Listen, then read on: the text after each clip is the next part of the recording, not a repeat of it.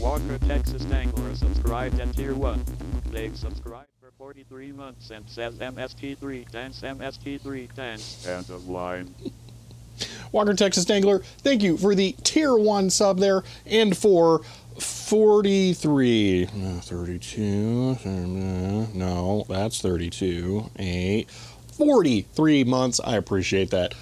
That light is pointed in the very wrong direction. One moment. There we go. All right. Hello. Lots of noise on the mic. I don't believe you. David Fenton nice purple belt, goodbye CHEER 100. End of line. Thank you, David. Thank you for the 100 bits. So, no TT shirt hacking, have any merch sales? Yeah. CHEER 100 the wrong direction. Did you walk into it again? End of Probably. line. I do it all the time. I'm not kidding. There's a reason I put the string on there. It's not so that I constantly get people ask me questions about it. Anyway, thank you for the 100 bits, Chloe. So, yeah, I'm just preemptively going single layer shirt today because CHEER 100 is a very fine belt indeed. End of line. thank you. Someone submitted pictures of that Mac floppy drive to the retro web today. Oh, that's hilarious. I mean, I imagine it was you, but, or maybe it wasn't. I don't know. I think it would be funny if my wiki gets harvested for that kind of stuff like that. And by funny, I think it would be awesome because someone needs to take these kinds of photos. Anyway, yeah, so last night it rained in that enough water came out of the sky to grab all the dirt that was in the sky and deposit it on all of the cars. And that was it. That was the maximum amount of rain. So it's moist in the air. It's the so yeah, it's not gonna. It's an unpleasant day. So sky water, I'm not sky mud. Big difference. Sky water, fun. Sky mud, gotta clean my windshield. Big difference. It was a dirt transfer event, yes. Join the chorus of Nice Belt, thank you. Okay, this is like the super dumbest thing. Okay, the only reason I bought this belt, this is supposed to be tucked in here, is because my old belt had a metal clasp that had pieces of metal poking out that I determined after literally years were poking holes into my shirts. The only reason I determined that is because I'd shifted the buckle from the front to the side and then the hole started following that. Like, oh gosh, that was it. So I switched to a D-ring belt so that it would, be smooth. Anyway, just went outside. Looks awful over in that direction. Yeah. Time for a dehumidifier. So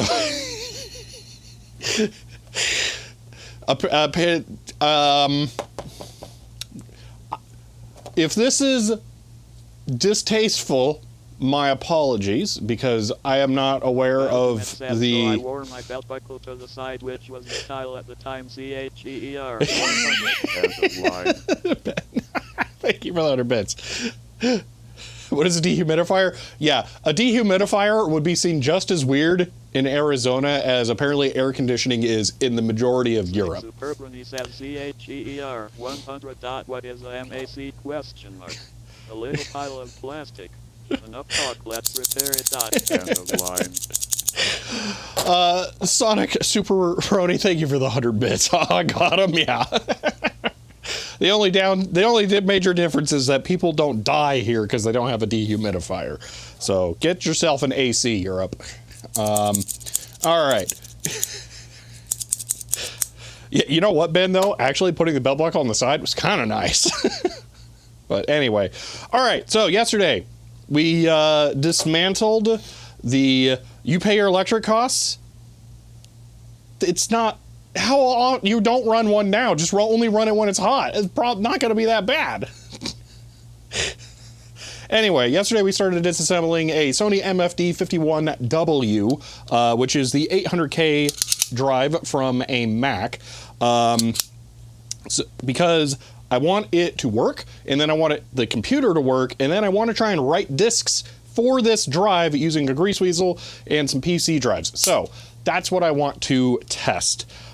We got to the point where I got the top mechanism off, and I was trying to determine how best to lubricate this. I have a secret. I soaked it in isopropanol overnight so that I could make sure all of the grease was broken up, and in fact, all 4 bearings now spin.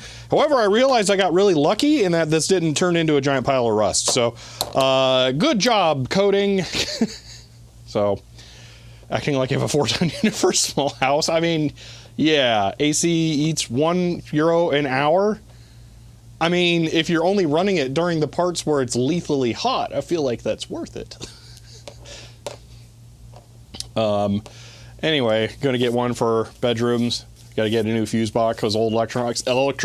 I have been in a house like that. Yeah, that really sucks. So, yeah, I kind of understand needing the infrastructure rebuild for that. So, all right. How's the wind in AZ? Yesterday it was a little breezy. I don't know how it is currently. So, yeah, it's in the computer room's constant heat source called servers. Well, sounds like you could extra benefit from it then. And also, complaining about the electric cost of an AC when you're running at servers at home. Sorry, but priorities here.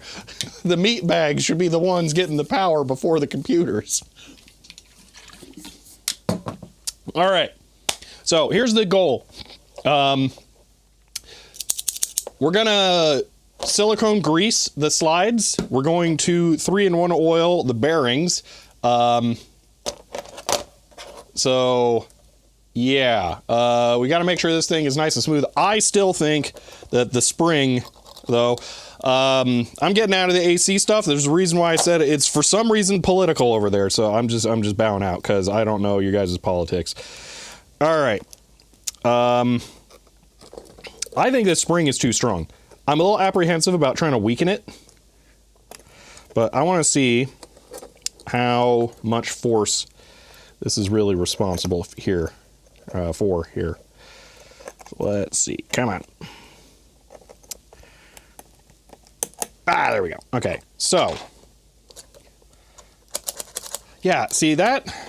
I don't think it's going to move on its own, but it's really not that much. This thing, yeah, that's just a really, really tight spring. Now, I was thinking about this. Is this in any way responsible for ejecting the disc? I don't think it is. I don't understand why this spring is so tight. It's ridiculous. You know what? Could I...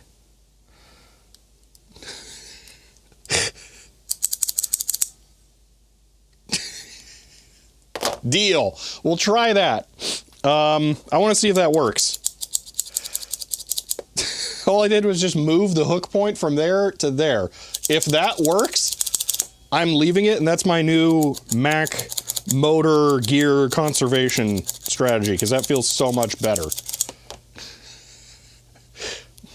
To shoot the floppy out of the drive, that's the thing.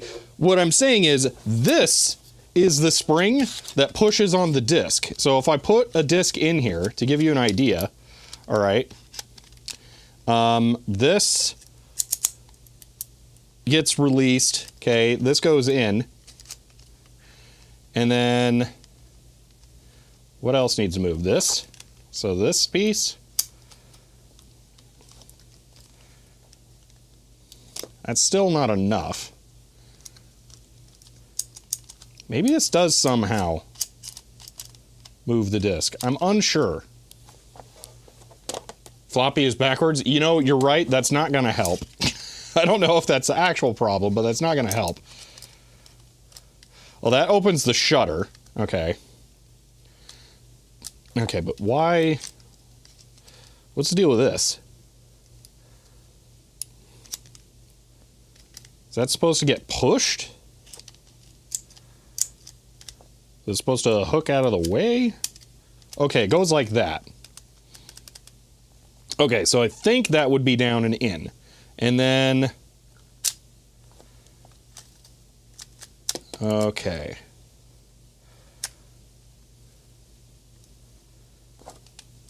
Okay, I think that spring is actually responsible for ejecting the disk. It does it right here. So that is the eject spring. But still, like...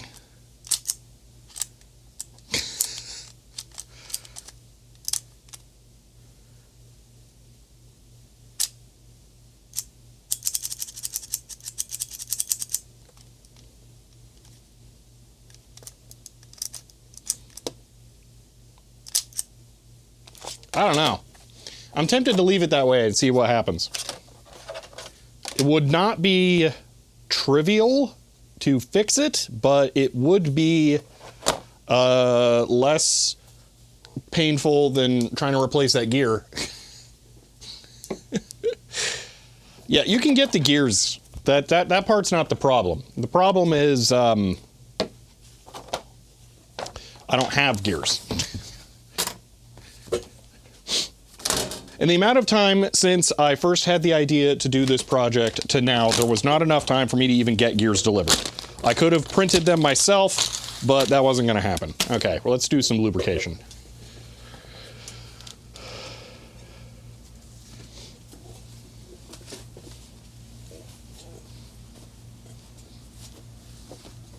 All right.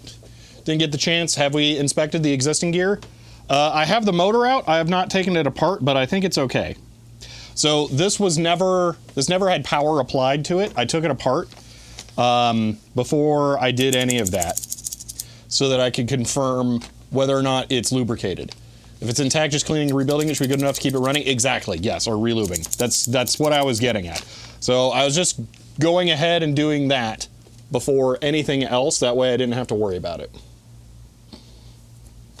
Take the lid off the gearbox to help my clips? Yes, but after we lubricate this, we need to do this first.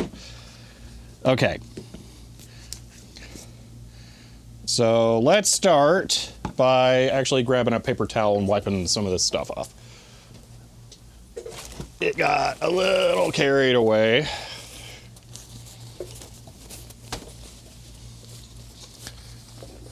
Double your disk space with a hole punch. This is not a high density drive. I don't know what this blue stuff is that came off of this spring, but it's, ugh. Caused dead eject motor and gearbox grease to stiffen up. Yeah, that's what so I had assumed that, based off of my experience with the OAD30 drives, having all been completely seized up like that, and I knew that these were just Sony drives following that lineage. So I came into this with that assumption, but that, I don't know if that is generally considered to be the leading cause. So let me give you the biggest takeaway from yesterday's stream, Ben. I don't know Macs at all. but I know floppy drives, or at least Sony floppy drives. So I'm less concerned about figuring out how to work on this, and more concerned I just want to make sure that I do the things that I've done for all of the other Sony drives. All right.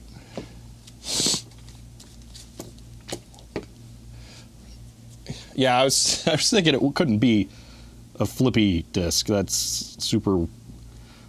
For 3.5, that's also really weird. Additionally, it already has 2 heads. That's fair, just guessing on what I've learned about Mac drives. I was trying to repair mine, gave up at the end. It's got a dead head. Oh, that sucks.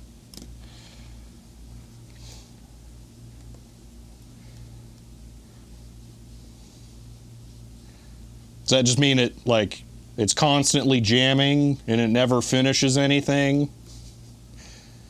Maybe it smells a little funny.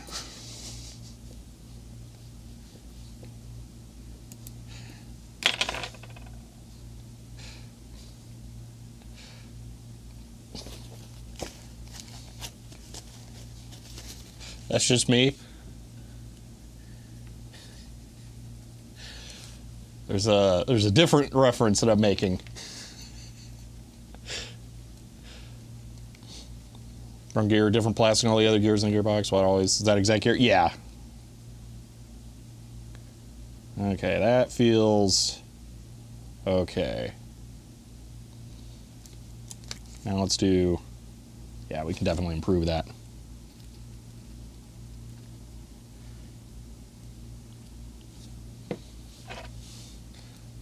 Got it, just never finish anything. Okay.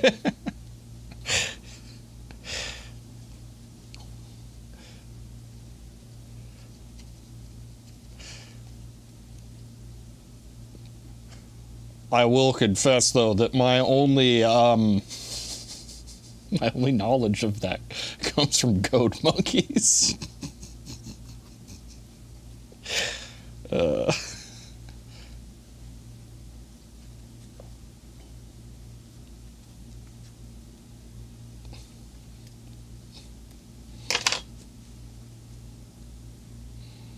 I will never not be mad that Code Monkeys didn't get season 2 on DVD. I just gotta throw that out there. Was so upset that the new G4 that launched and already died didn't bring that back too. Okay. So those are the bearings. They're feeling pretty good. Now let's do the slides, which are gonna be mildly annoying.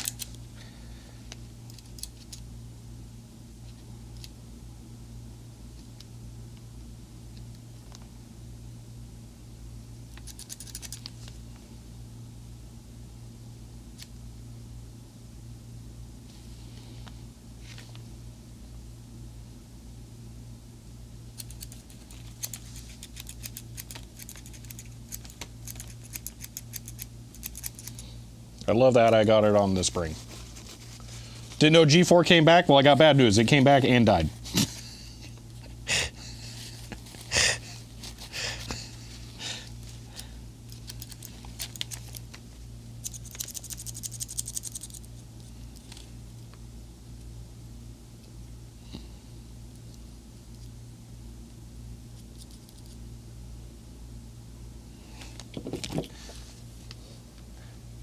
If I recall, didn't even survive a year. Yeah, no, it was very, very, very short-lived. Oh, I'm gonna have to just make a big old mess.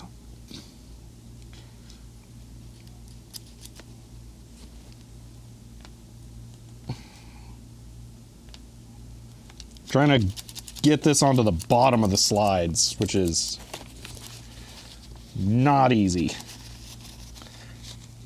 I think I'm going to want my trash can over here. Normally I leave it in another room.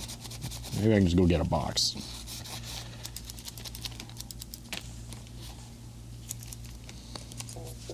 And maybe bring the paper towel bin over here. At tier 1. They've subscribed for 51 months, currently on a 51-month streak, and said if the G4 R.L launch only had Code Monkeys, then maybe it could have lasted a year. End of line. Yeah, I know, right? But thank you for the tier 1 sub and for 51 months there. I appreciate that. You can smell this video. This actually doesn't really have any smell. This does, but I didn't use that much of it.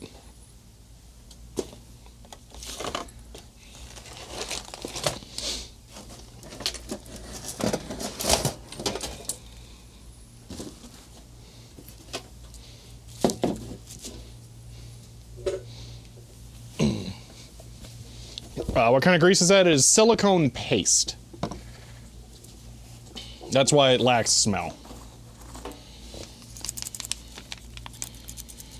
Now I would love to get some under this, but that does not seem particularly feasible. I have an idea.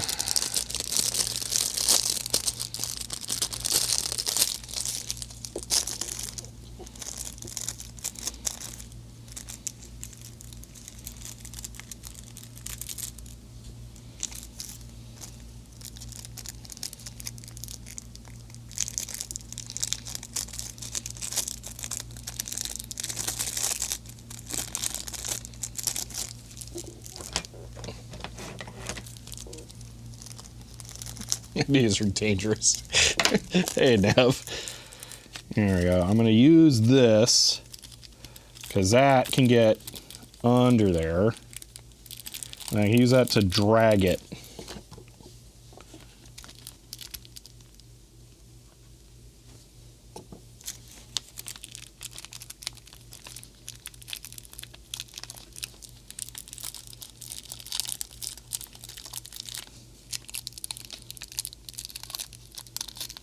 There we go. That's as good as that's going to get.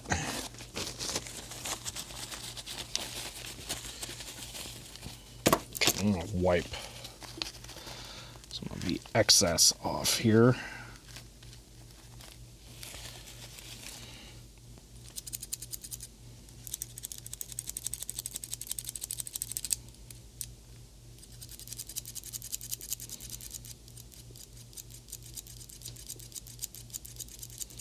You know, I'm not exactly sure that that helped.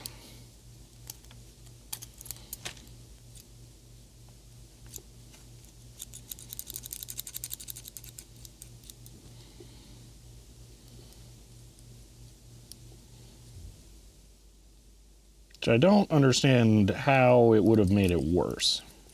And I don't just mean that part.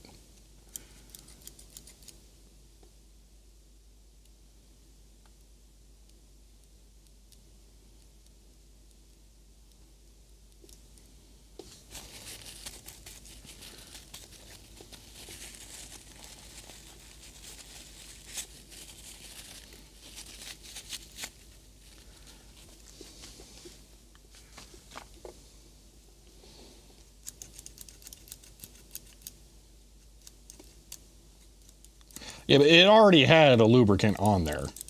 So, it's not that it didn't have it before. It was definitely a kind of grease.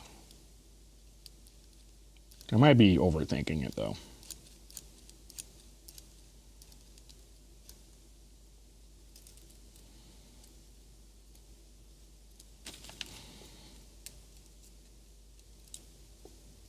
All right, I'm going to put this back in the weak position.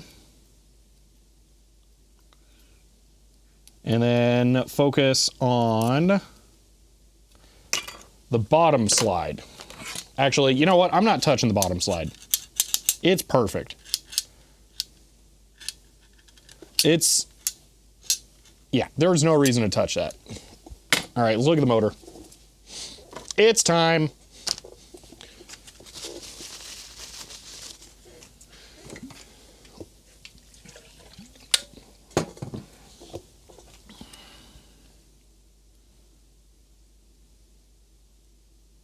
This is ridiculously easy to open.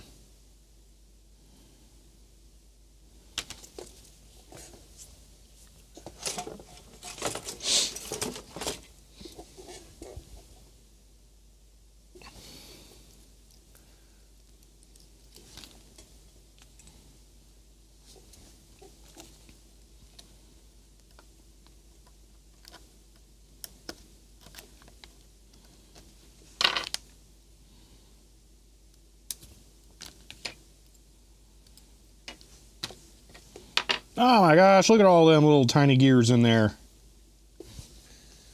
All those perfect, undamaged, flawless tiny gears. I think every single gear in there is made out of a different piece of plastic.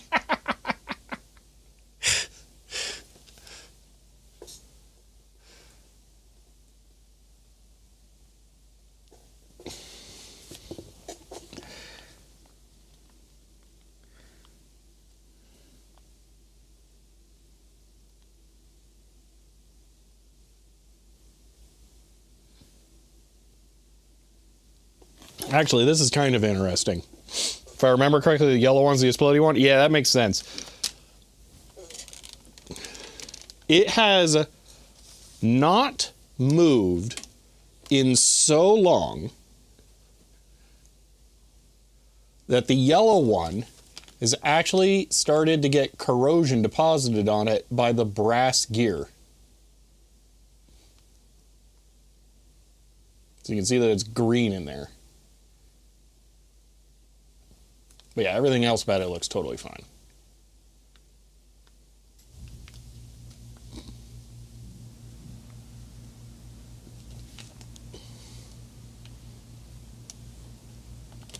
Okay. So, I'm just going to put this back on, call it good. Nothing to do. At least not yet. Maybe that's why it's prone to breaking? Possibly. Alright. I think it's the spring, though. I think the eject assist spring is too stiff. That's my personal hypothesis. Okay.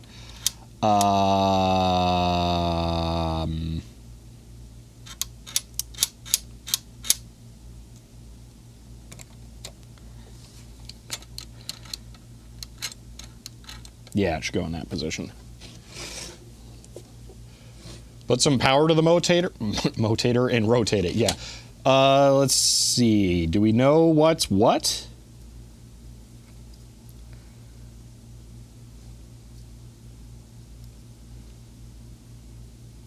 Because it doesn't seem intuitive.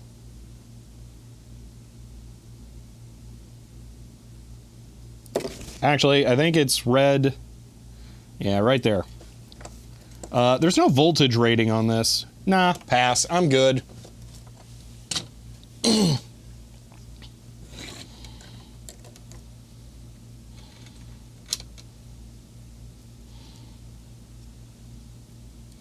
know what I could do?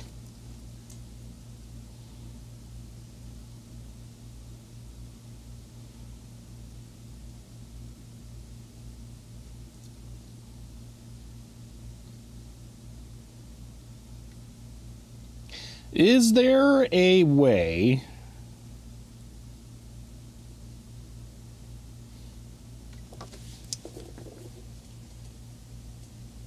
if I power the Mac with this? There's a switch, has no electronics, just put 5 volts. It has a done a revolution micro switch. Yeah, let's just not screw with it. You know what? Let's not break it. I'll live without doing that.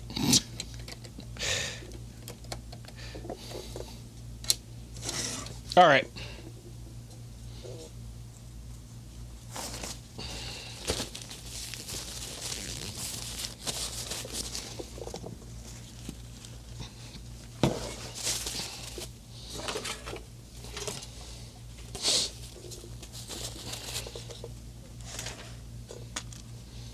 All right, so this piece clips on after I put that back in. We need to put these screws back in.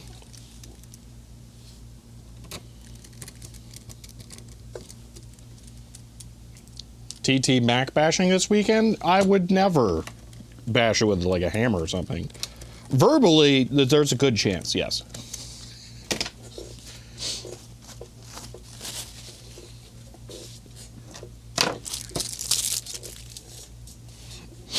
Okay.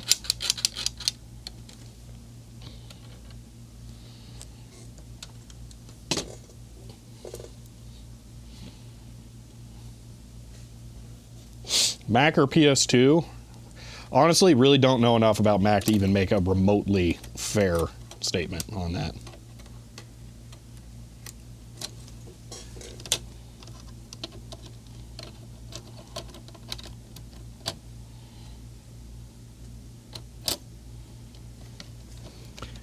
And that's right. I think before I say things. Crazy idea nowadays, I know.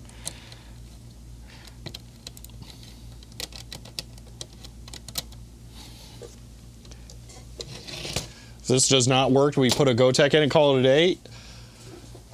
I don't know. We might be able to passively adapt it. I got no idea with the weird WAS interface thing going on now. So, more information required.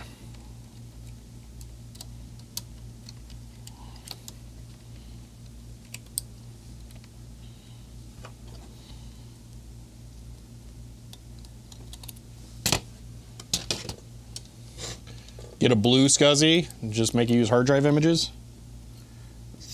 Blows my mind that it has SCSI, but it does not have like an integrated thing.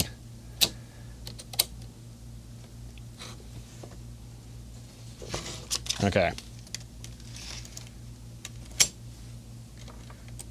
Yeah, that's enough ejection force.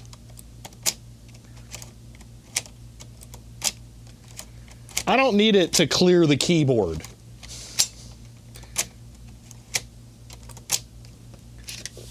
Okay.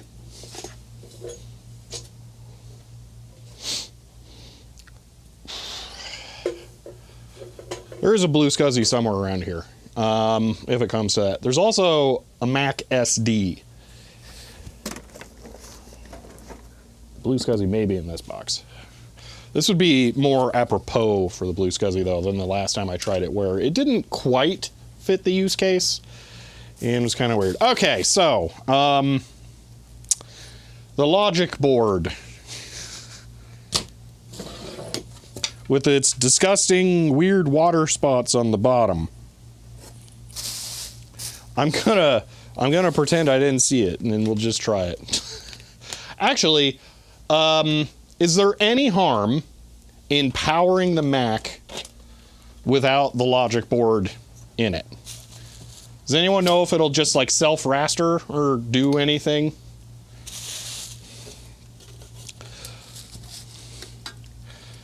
So could I turn it on like this? Is that a thing?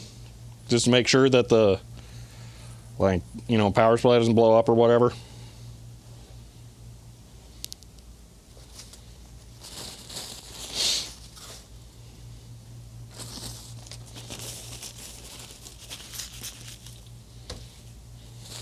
Get this random layer of dust off of here. My gosh, it was such thick layer of dust too.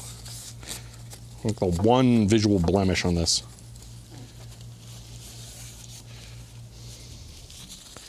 There we go. Will not do anything as a horizontal sync is needed to run the flyback. Okay, so that's derived from there. From that, okay. We'll charge you an additional $500.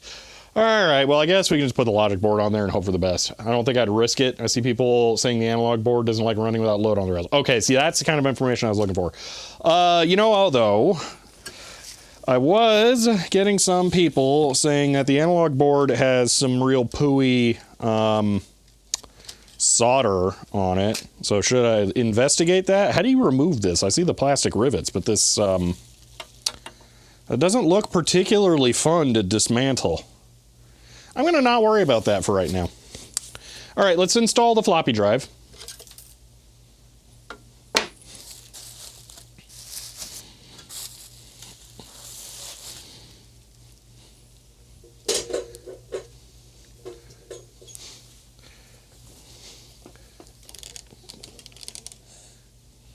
All right, so step one is putting it on the dampening mat. Hold on, let me have a think for a moment here. Okay, so this goes in like this.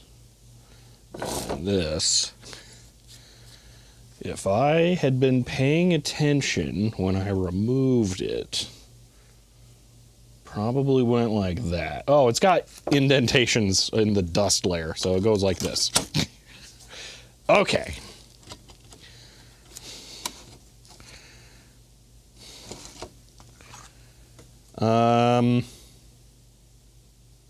It's the brass ones that go on this. Is it dead caps and logic board?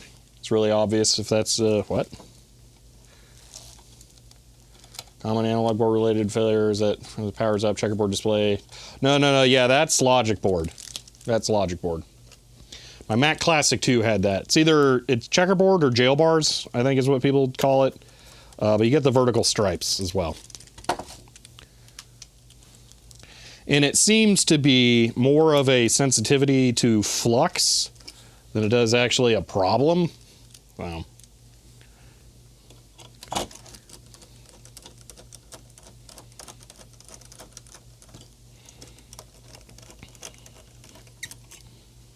Stupid screw won't go in the place where there's no screw thread.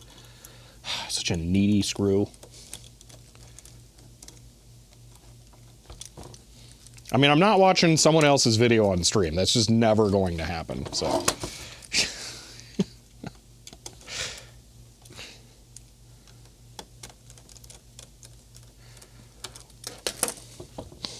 First time chatter, reviewer, long time viewer on YouTube. Ah, cool. You've gone a long way since jokingly introduced yourself Drug 2 on his channel. Yes, I have. Yeah, I do almost somewhat regret that, though. Not the appearing on Draga 1's channel, but the introducing myself as Draga 2. Because that was said, like, twice. And some people really want to feel like, haha, wink, wink, nudge, nudge. That's his name. Okay, well, that holds up well. Didn't mean on stream. Oh, yeah. So imagining this turning into a multi-week project, that answers, I don't know. I am not committing to anything with this.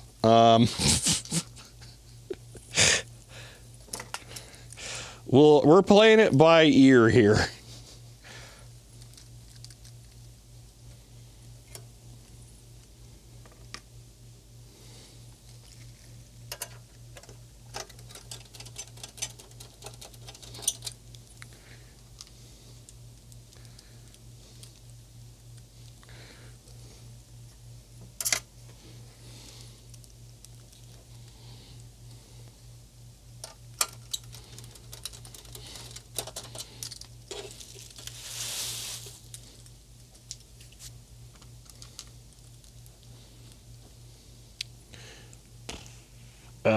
Why are there multiple screw spots? Is there a wear mark? Yes. It goes here. Alrighty. At.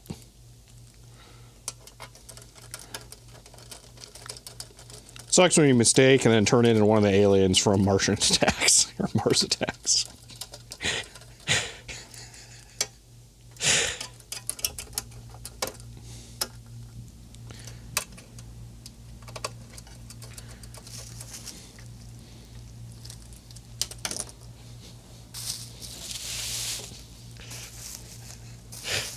All right, on that, okay, completely like weird sidebar, but same thing.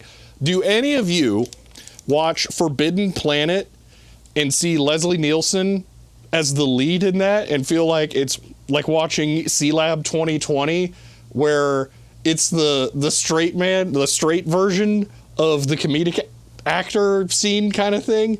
Because like, it's so weird seeing that. Forbidden Planet's also just a really good movie, but it's always really funny to see Leslie Nielsen just being like a normal dramatic actor.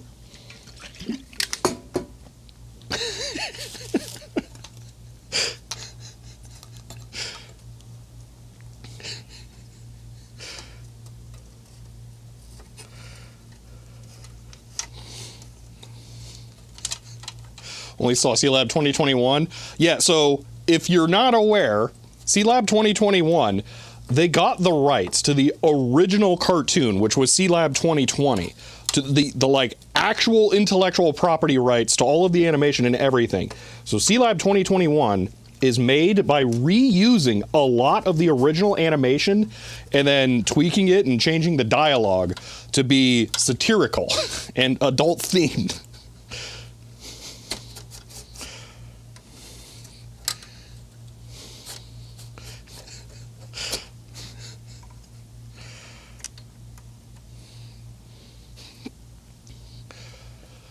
But the only things I recognize are the names of an actor in a comic book shop.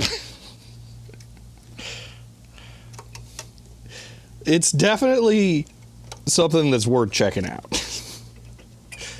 Both the, C-Lab 2020, 2021, Forbidden Planet, and Leslie Nielsen's career. That's why he got cast in Airplane. Yes. I get it. But it's still funny because he had a more prominent career, I want to say, after that.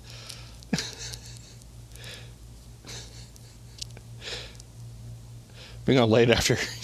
That's only thing you remember from C-Lab 2021 is that. Desiak, you should rewatch it. You will definitely appreciate it.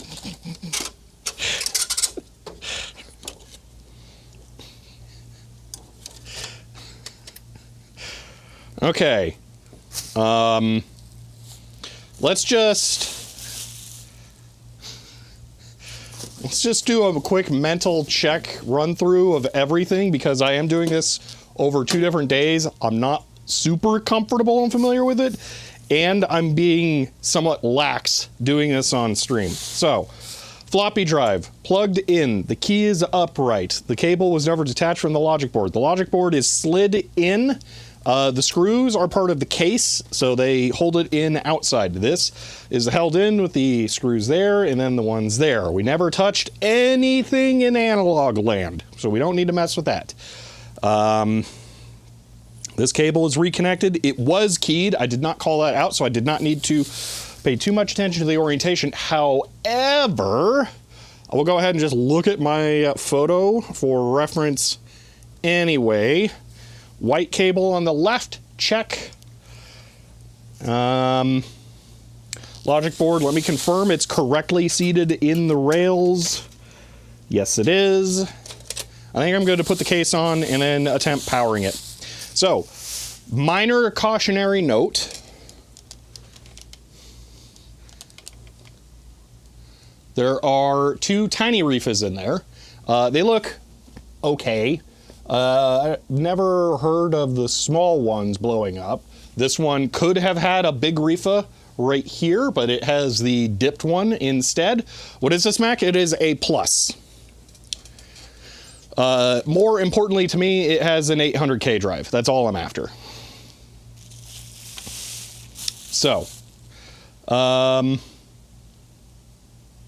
think we're ready. So I'm going to pop the back on. To hear Leslie Nielsen discussion? Yes. Talking about how watching Forbidden Planet is funny for all the wrong reasons.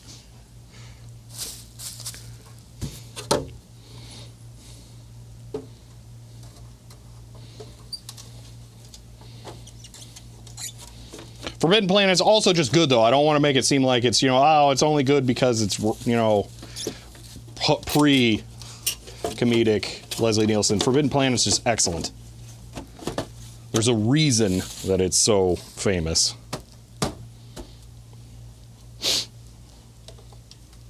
The case on, can't see the magic smoke release.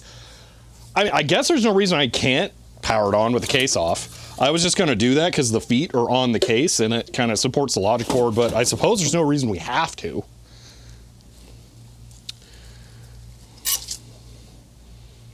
Okay. If I'm not doing that, is it recommended to power it up on its side or something?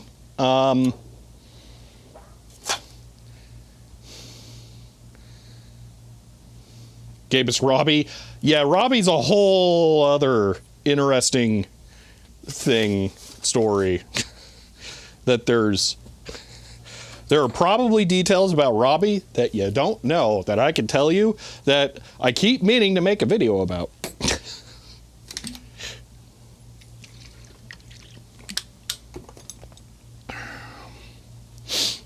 Okay. Just put it upright? Okay.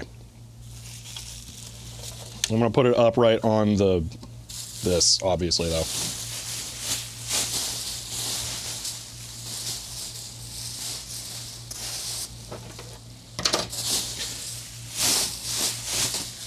Okay, hold on. This is not working.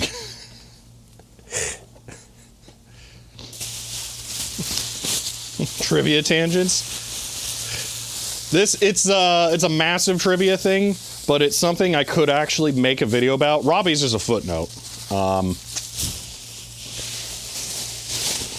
But it gives a glimpse into how something worked that I think could be worth discussing at some point, but I keep not getting around to it.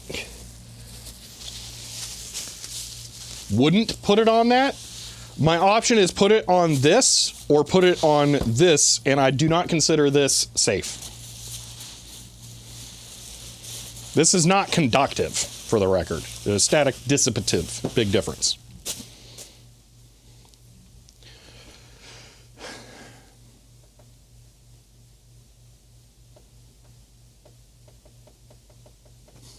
And before the launch of the new trivia channel, no. And that's part of why I haven't done it, is that it is more pop culture related than anything. And so it would be out of my wheelhouse. All right. This feels wrong, but okay.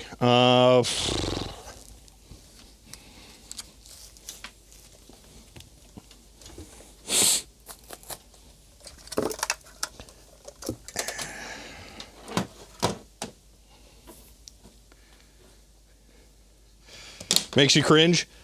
Is it because you think of it as being conductive? So, metallized is conductive. This is not. All right, I assume the power switch is a hard cut, so I'm going to leave it in the on position.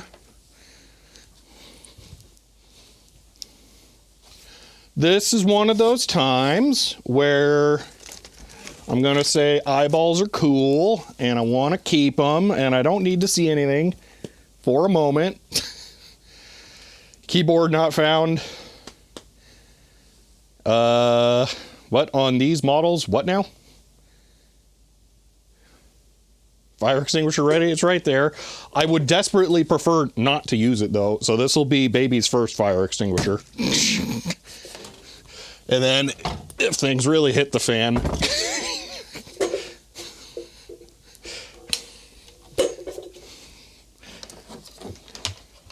Power switch is hard. Oh, okay, yes, all right. Yeah, the other thing is I'm going to have hard cut power switch in my hand. I always had the 3M mat screw to fit. Woodworks too. So not this, because here's why I don't consider this to be conductive safe.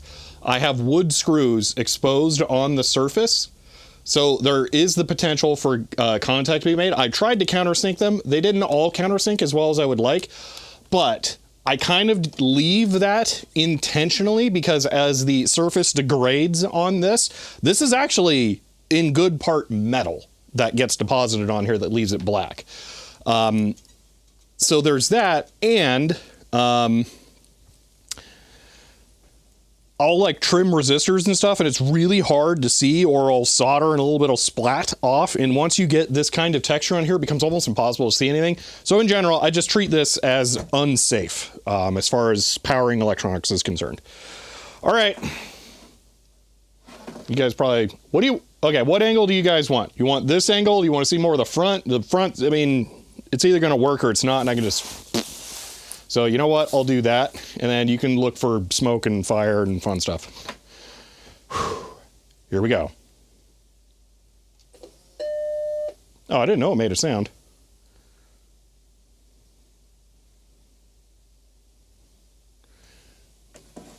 Ugh.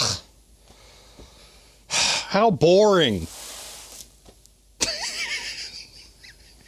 It's perfect. Ugh. All right. So now what? You promised explosion? Yeah.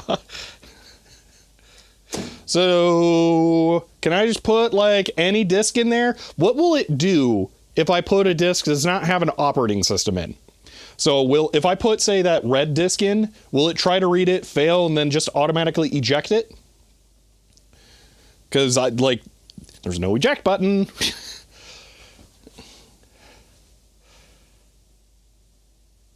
Yes, so it'll spit it out. All right, then let's try putting that red disk in there that it should have zero hope of reading. Wherever it went.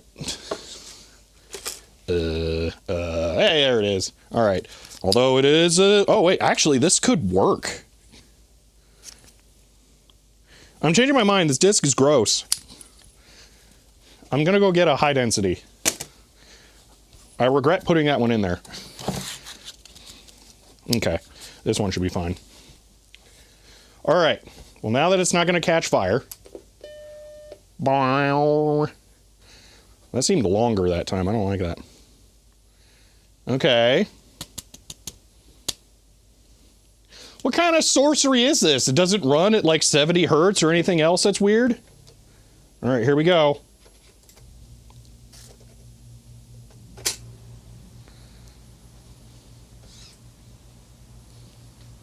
Okay, I'm gonna guess that was a fail on the eject. So...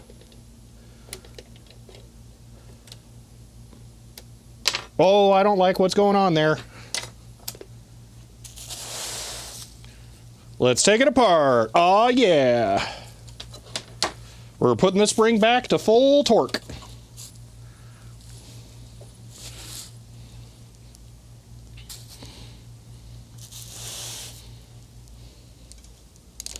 It did beep. What I'm afraid is that it caught on something. I think it's more likely the mechanism did something weird. I'm going to give it full force. I just want to make sure that it somehow did not properly manage to shutter and it's caught on the head. Keep the floppy external so you can mess with it outside the Mac. Oh, I guess that's an option. Yeah, we can do that. But I gotta, you know, tear it apart first. One moment. Now it's spooky because it's charged.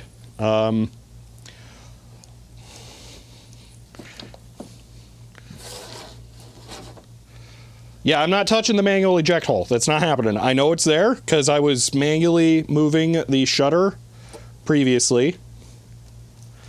But I'm not doing that. Intentionally. How many bits to lick it? Is there a bleeder resistor on it? No. That cap looks really well sealed, or I would say, I will discharge it, but I don't really want to mess with it. The only thing I want to do right now is not murder it by pulling this into position. It won't kill me, guaranteed. Well, the CRT. The analog board's a little spookier.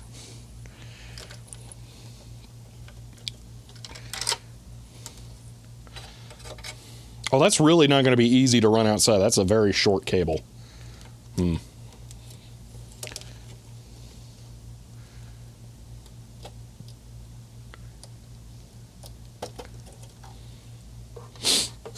Okay.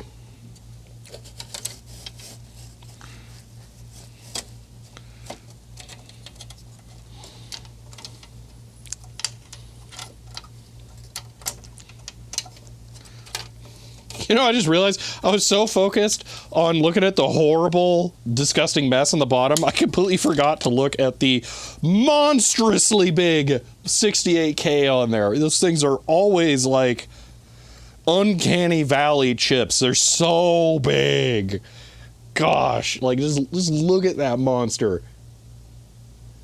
Jeez. Hey, Digital Ice Age, are you here? Do we need a good M68K photo? Because I feel like every time M68K, I can't remember if there's a good photo out there or not. I know for sure the 8080, there's a like garbage photo. It's terrible. We need a better one of that, but I don't have an 8080.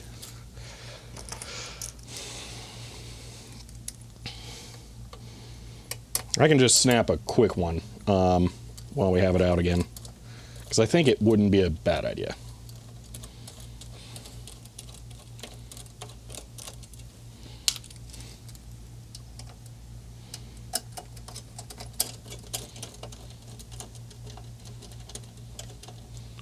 Yeah, Vorpal, we've been way over that.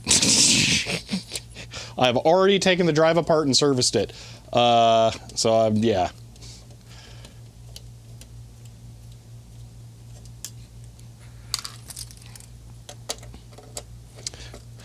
What we're doing right now is I had made a change in order to try and preserve the drive by weakening the ejection mechanism so that the gearing did not have to pull against something with as much force, but then it did not seem to have enough force to properly eject the disc. So I'm just going to adjust it.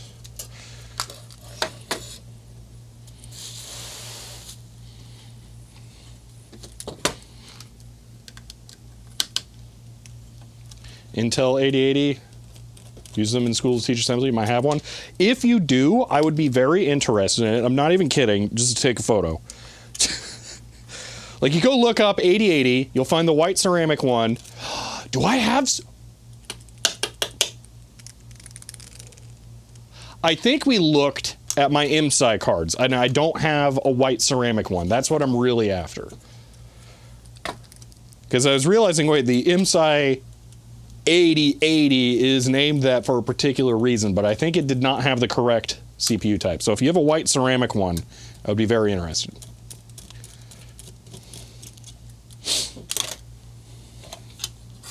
Okay.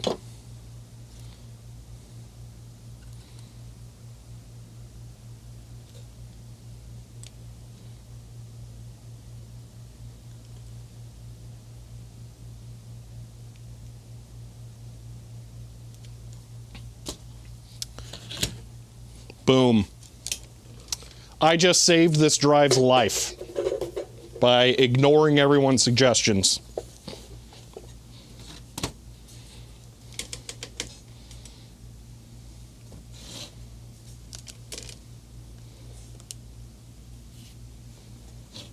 Wow, this is going to be impossible to see.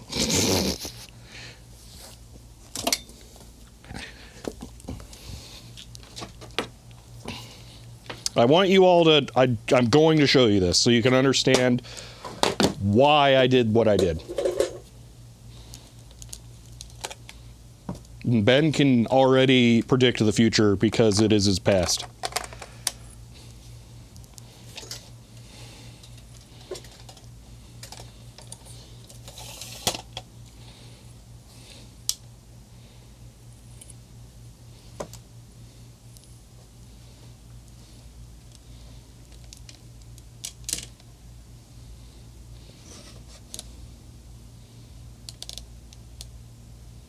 Man, it's hard to see.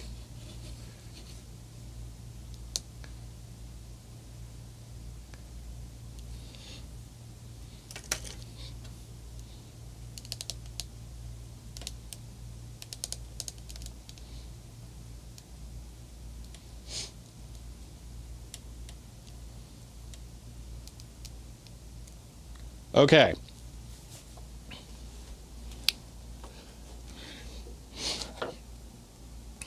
This here is the head of the floppy drive. It did not raise up enough, and if I had pulled on the disk, you can see how it's touching it. If I had pulled this out, it would have ripped the head off of the drive.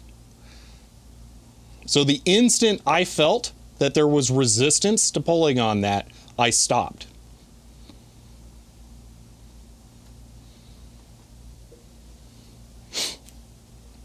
So that's why I did not manually eject it.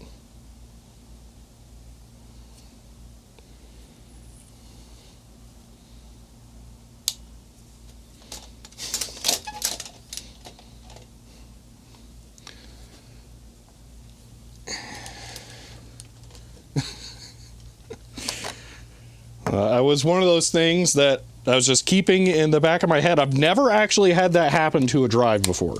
But that's something that's just been there, like, this is a potential, look out for these sides or signs, and then don't proceed.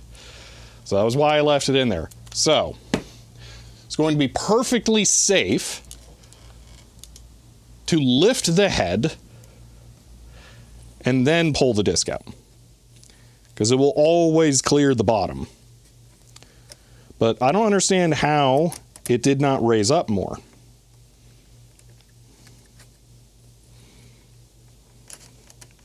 Okay, something's funky. So what happened?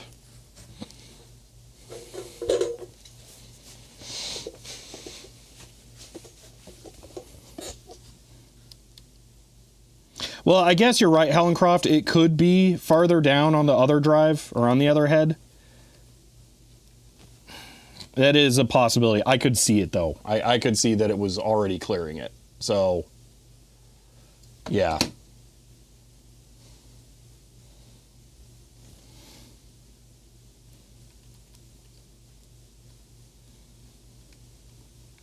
So yeah, actually, don't do as I say there. I cheated and I knew that it had cleared the bottom head already. But why is it not? So it's this. Why is this not going farther back? Actually, first thing I'm going to do, press the manual release. That did actually do it. Okay. Curious. Maybe it's just because it doesn't have the force from the spring. All right, let's put the spring back and then we'll test. Because it might just be because I did this.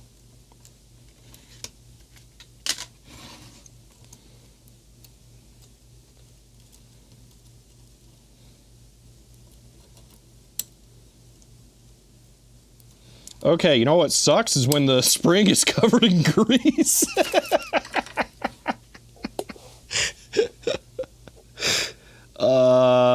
Regrets.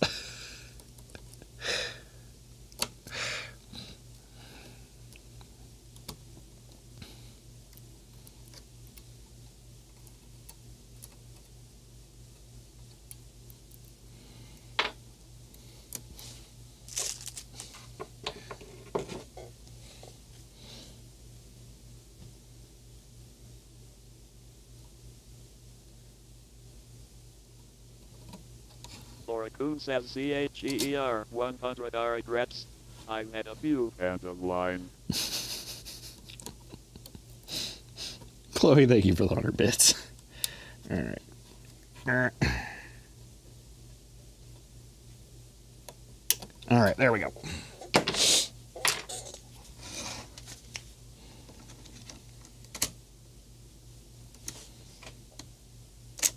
Oh, I think that might do it. Maybe it really needs that. Okay.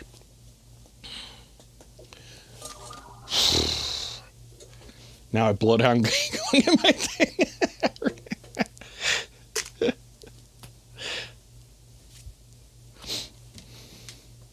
Looking for white MBL 8088.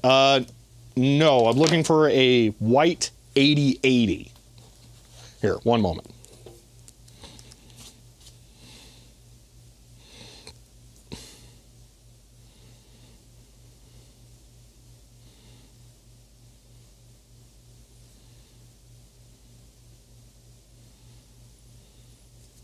Oh, there is a... it is better. It's not amazing. Oh, no, it's Zilog Z80. That's what I'm after. Sorry, hold on. This is the image that I want to replace. I need a white ceramic Z80. So this is it. This is the best image of a Z80, and it was taken with like a webcam.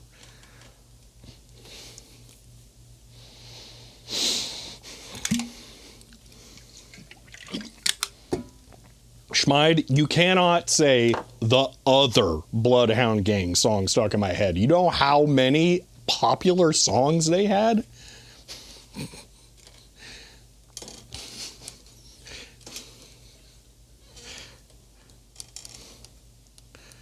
I'm less concerned about the spring launching across the workshop and more about it obliterating the gearing.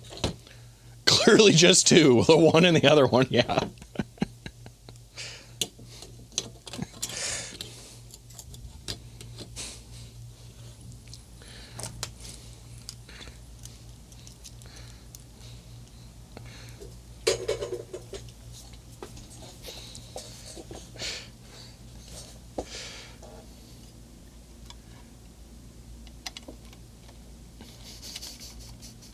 Now I have one of the other. The other.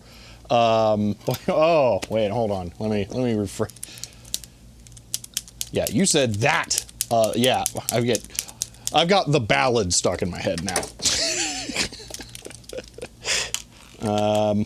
Anyway.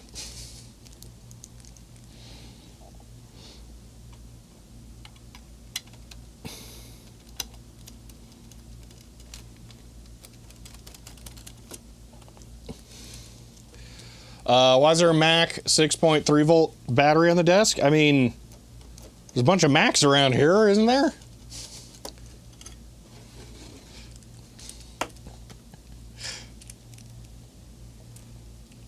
Sinatra, that's cake.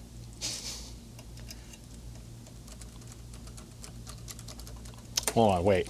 Did they... Pretty sure they had a song named that.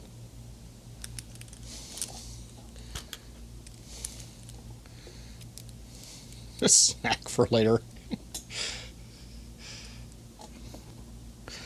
Sounds like a lie.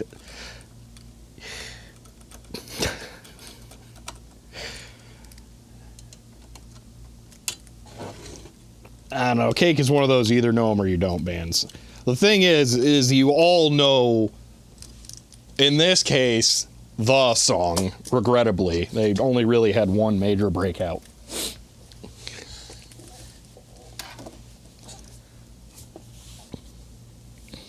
Somehow, even They Might Be Giants had more breakout songs than Cake.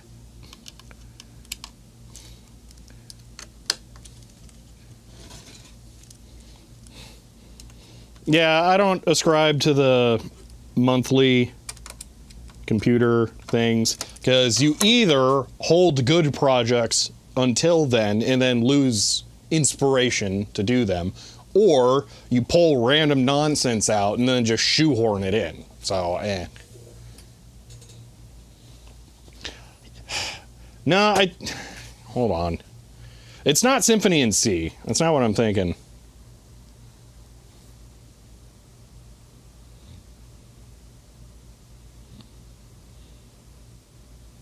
Oh, they literally have a song called Frank Sinatra. I was right. Okay. I was correct. Symphony in C is also really good. Oh, wait, are you suggesting that that's the popular song? No, Short Skirt, Long Jacket, obviously.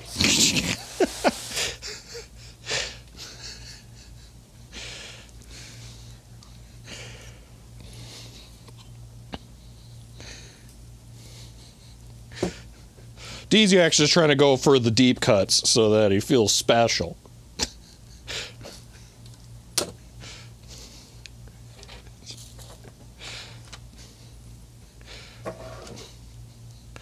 All right, let's get the floppy drive reinstall.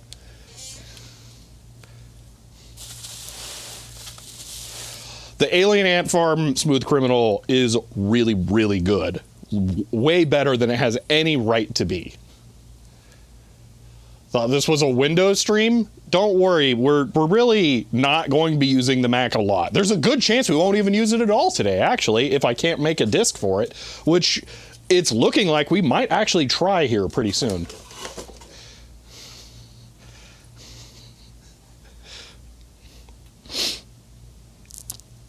Strangers in the Night gets my head. Yeah, that's really good. So is, oh, that other Ruby. That one's also really good.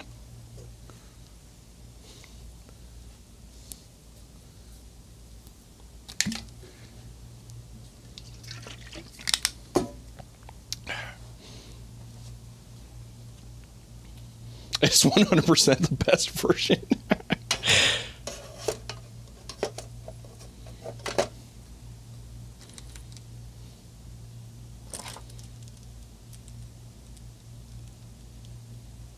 One of those rare occasions where you do indeed want to copy that floppy. Yes.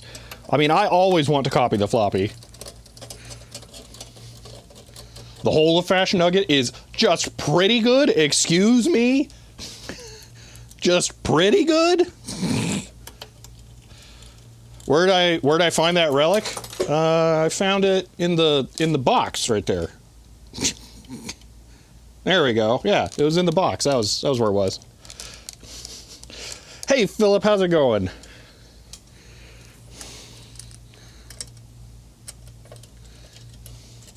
I have to find a drive that handles the fact the Mac can... No, you don't have to do that.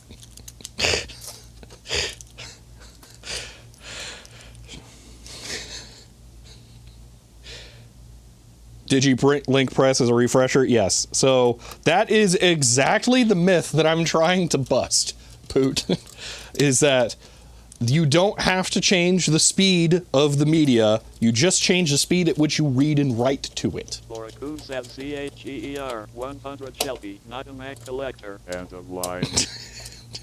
Hey, I only have an Apple II Plus, Apple II GS, and Apple Mac in the box. Oh, and an iMac G4 and a TAM. Anything else?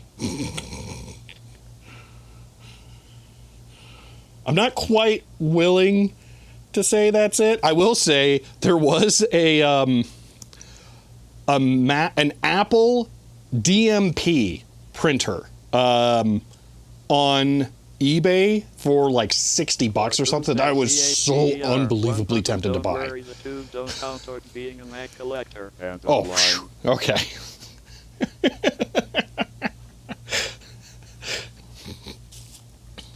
Lisa, I don't have a Lisa in a box. Honestly, if I had a Lisa in a box, I might sell that. I don't think it would be even remotely possible to derive as much enjoyment or interest in that as it would be worth.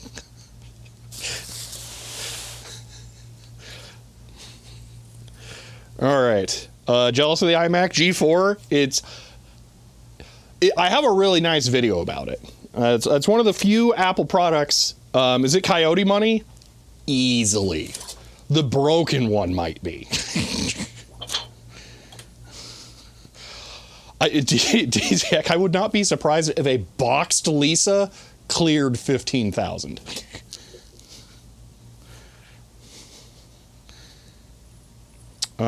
It'd be one of those things where I'd feel stupid having it around. Like it's almost a liability. Most standard PC drives cannot handle faster flux transitions. So that particularly is what I want to look at. You may be correct. I don't know. That's exactly why I'm trying to set up the Mac so that I can try and qualify drives myself to get a better understanding of that problem. Voodoo money? Yeah, Voodoo 5s are getting pretty expensive. So here's a fun story, okay? When I was doing the Windows 98 20th anniversary PC, okay, I actually ended up buying 2 boxed Voodoo 5 5000s for that video, okay? The first one I bought was actually a TNT Riva 2. The person who had the box was selling it on behalf of someone else, and they mailed it to me, and they hadn't actually looked in it. And I got it, and I said, that's not the card that's in there. I think someone upgraded their machine and put their old card in there instead. And he's like, you know what? I was selling this for my friend. I don't know. Whatever. Just here's your money back. And they let me keep the box. Then I bought a second one. And that one was actually unused, correct, in the box. So I have 2 boxes. And one of these days, I am mildly tempted to sell an empty box. Because they're starting to get to that point where, like, it can keep sitting on my shelf doing nothing. Or...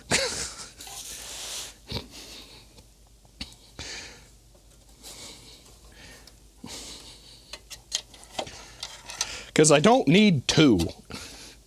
Aren't there already community-made video cards? You're thinking like Voodoo 5, 6000 or whatever stupid ones. That's just like, here's the real thing, okay? Here's the real answer. I have been considering making a video about this. There is no reason to buy a Voodoo more than a Voodoo 3. A Voodoo 3 is perfectly fine for all of your Voodoo needs. If you buy a Voodoo 4 or a Voodoo 5, you're just going to have a worse experience because the Voodoo 3 can run all-ish of the Voodoo stuff, but it's still not great at like DirectX things, but neither are the Voodoo 4 and 5. You're much better off getting a different GPU for that. So yeah, just get a Voodoo 3. Sitting on your shelf appreciating, I mean, I appreciate it when it's sitting on the shelf and I get to look at it, but I guess, yes, I do have to acknowledge that Voodoo 1 can run pod, and that's all you need. The benefit to running a Voodoo 1 for pod is that you don't have to go through the rigmarole of getting the pod Gold 2.0 stuff installed to get it to run on a Voodoo 2, which is a nightmare. It's so bad that I actually have a custom disk and set of directions that I have included in my pod box so that I know how to upgrade it to make it work on a Voodoo 2.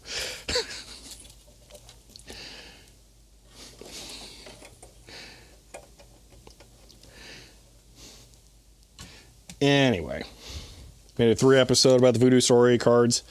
Really interesting. Yeah, the Voodoo stuff's been talked about a lot. That's part of why I haven't bothered, because it's kind of a dead horse. All right.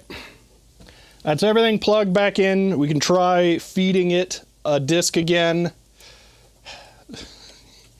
Vintage computing joy, yeah.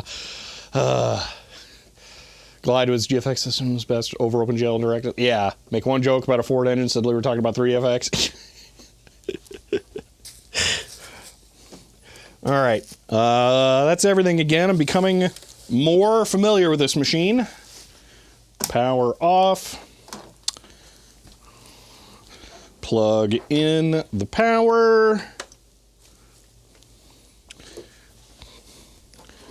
Apply the power.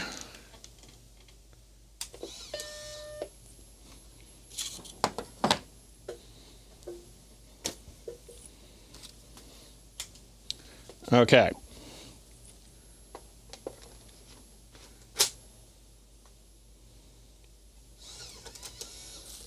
Man, that takes so much force, but okay, there we go. Boom.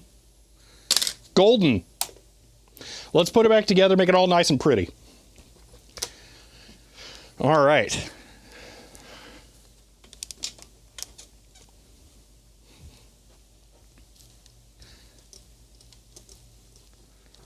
For all the space in the back of that, they sure managed to make it run warm. Big red bow at the top? Yeah, really. I'm happy that this went relatively smoothly. There are a lot of traps you could fall into with this. What's the point of the battery, by the way? Is there like an RTC or something in here?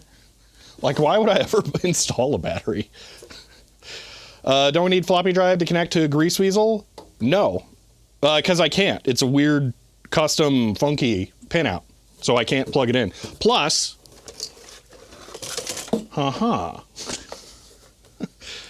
but we're not touching that one because it's got all the exact same problems as this needing to be serviced.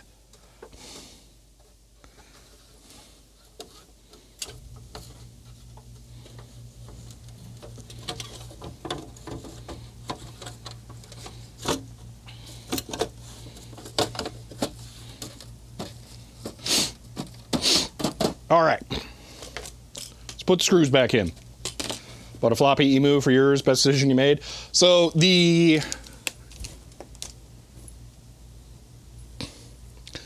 one moment, I've complained about this before, and it continues to be a problem. The tensioner bolt for the ball head just keeps backing out on these things.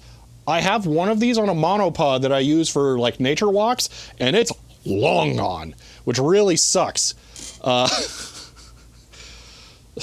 It's so annoying.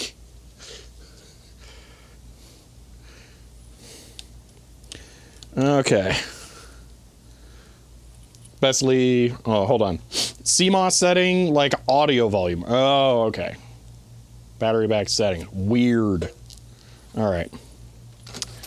Let's get all the stuff in. 94 Raiders from Parts People have joined. End of line. Parts people and raiders, hello and welcome. We just confirmed that this Mac Plus 1 megabyte is fully, well, not necessarily fully functional. It doesn't blow up and murder its own floppy drive when you put power to it. We're about to see if it works a little more after we get the case back on, so I don't have to worry about like putting weird pressure on the logic board. But it's looking pretty promising here. Hope your stream went well, parts people. Cover went on like butter. This is not my first time putting one of these on. Probably not my last. And it's definitely one of those things where you learn how to do it most effectively. We're going to write an OS image to floppy? Yes, we're going to have to. Which is where this is going to get interesting.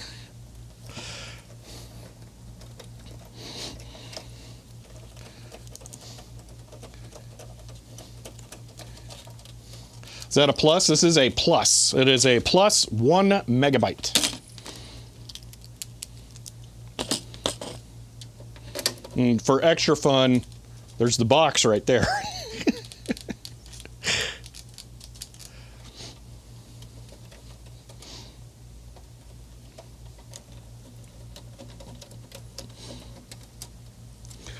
All right, now for the extra fun Mac cracker screws. But through the power of China just making every screwdriver super long for no good reason, it works. Actually, hold on, I'm not really crazy about how that threaded. Yeah, really not crazy about how that threaded. I'm not gonna put that too tight in there.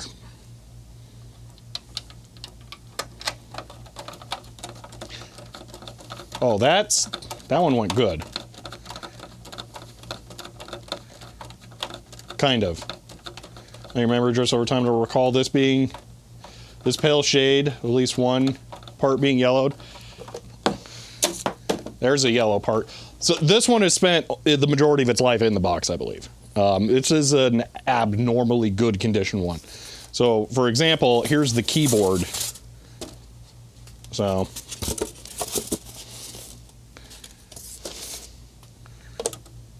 but there's a chance the camera's also a little bluer. So here it is compared to light. The paper white paper, that might be a little blue.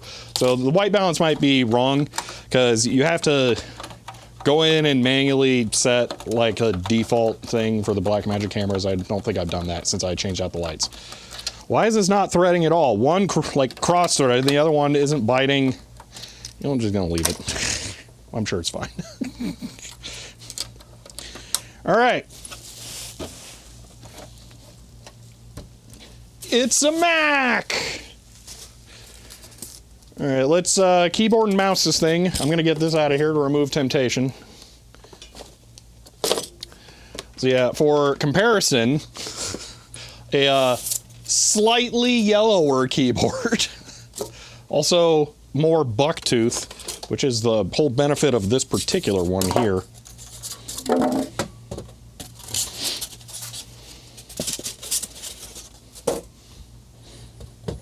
All right, and this is like a PC Junior. You just got to put batteries in this, and then it's wireless, right?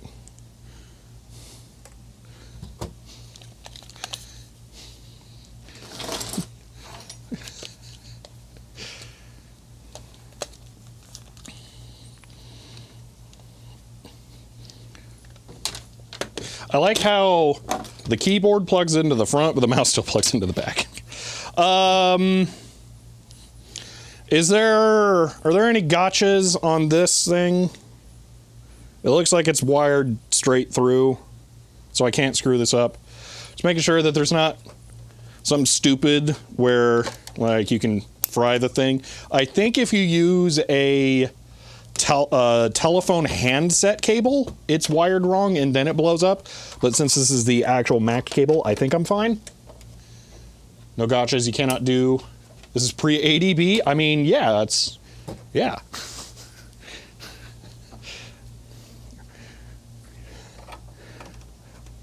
The mouse goes into the mouse hole. Okay, might as well plug in power while I'm back here. All right. Use the correct cable for that. Phone blows two things up. Okay, that's what I thought. All right, well, I can power it on, but we're not going to be able to do anything different other than know that the mouse and keyboard aren't shorted and going to kill it.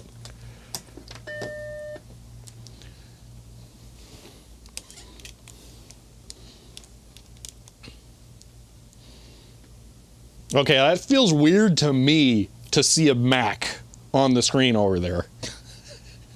Like, it just doesn't seem right that, like, there's a Mac here up and running. Anyway, I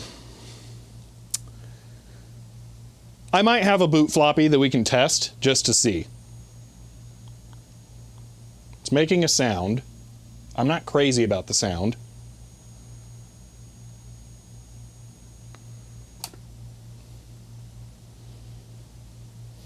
How many games on it? Well, since that doesn't have a hard drive, no. I don't know what that sound is. Let's go grab a disc, because I have the stuff for the compact or the classic too, but they might be high density. Let's see.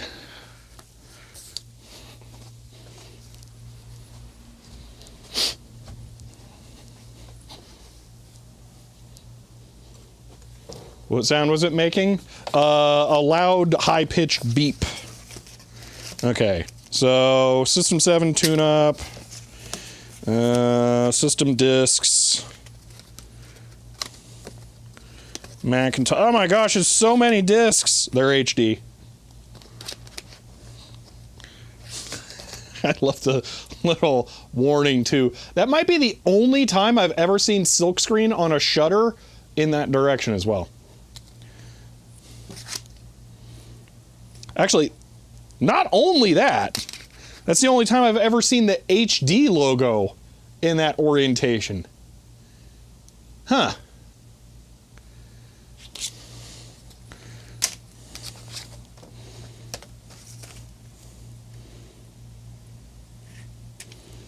Will that one work? I think that'll work. Let's pop this in and see what happens. Oh, as long as this isn't dead now.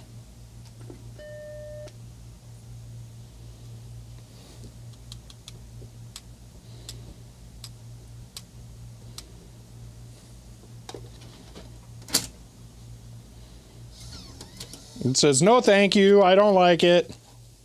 Alright. Need System 5? Ugh.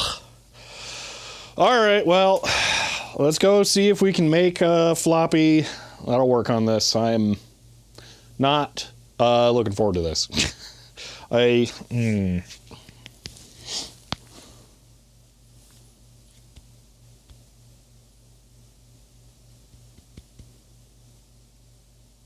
I thought it was the SE30 according to Wikipedia, Ben. That's my sole source of information on that factoid. All right. Let me have one moment. I'm going to go see if I have any different sets of software that might work. It's not likely. The only reason I am, like, delaying this is that it would be nice if I could find an official disk that works so that I know that the drive is good before we start trying to just write random nonsense and hope it works.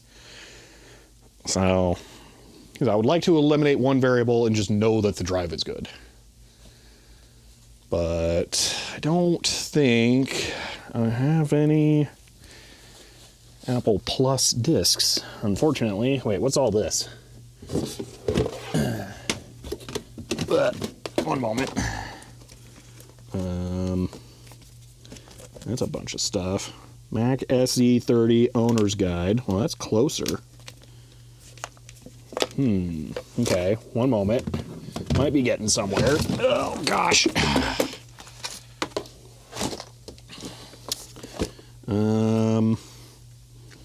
Programmer's Guide.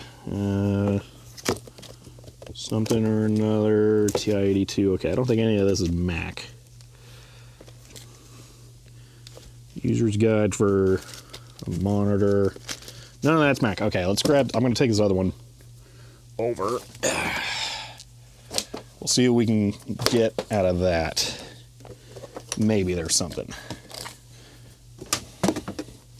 Ah.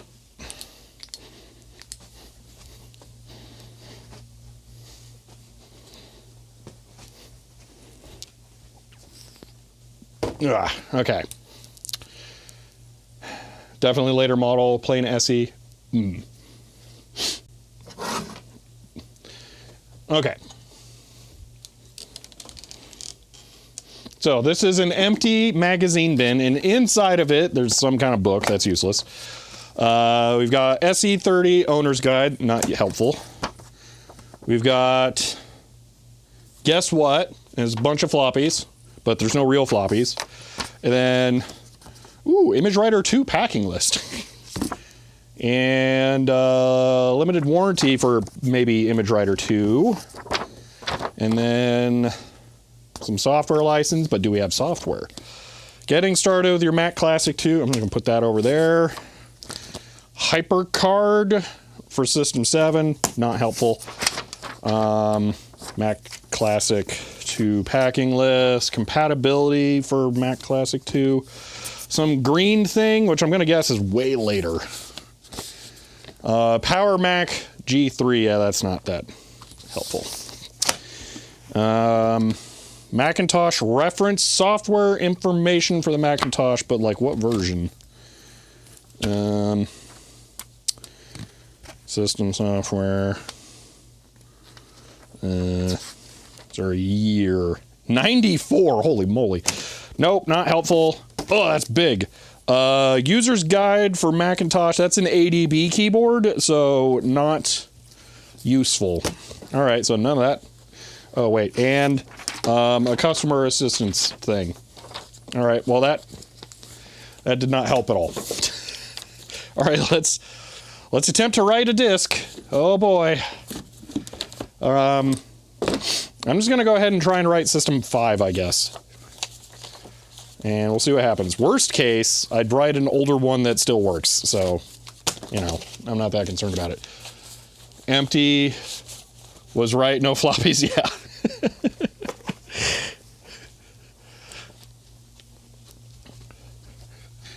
All right. Ooh, you know what? I could grab that at least. That would be smart. Okay. Got a mouse pad for that so I don't murder the coaster stuff. I guess it's just plastic pegs. Anyway, mouse pad. It's perfect. All right, well, let's go try and write a floppy image, I guess. See how this goes. Video route, workstation. Boom. Okay. Coffee. One moment here.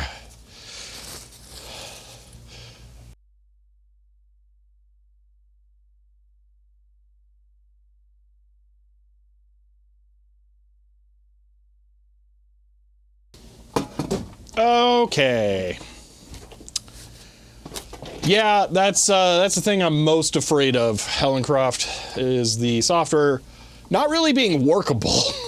So WinWorld might have it in a more generic binary format. We'll find out. WinWorld PC. All right, library. Apple OS 7. Archive.org it is. Archive.org. Apple System 5.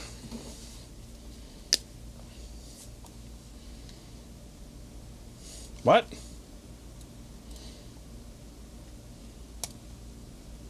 Oh, okay, fine.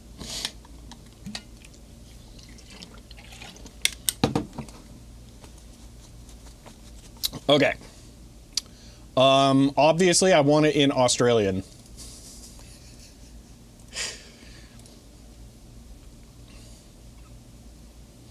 Okay, so this goes.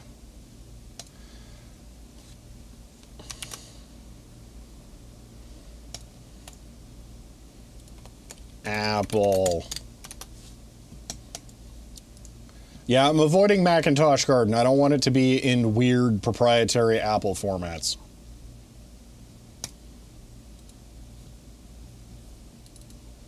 Perfect. That's exactly what I'm looking for. Okay, so these are 800K. Let's find out. All right. Where did I put the grease weasel? Somewhere stupid, because I's smart. One moment. Here, grease weasel, grease weasel, grease weasel. Where did you run off to? We're going to try this first with a TIAC drive. See how it goes. Dude, where did I put the grease weasel? Tommy. How did I lose it? I held it up as a visual aid, and then I was like, I'm going to put it back over here, and then I dropped it on the ground, and then I thought I put it somewhere sensible, but apparently not. A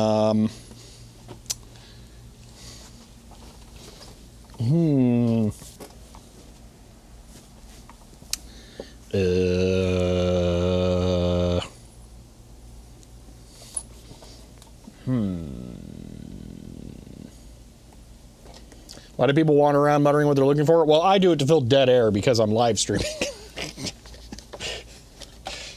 Ah, there it is. It's under my water bottle holster.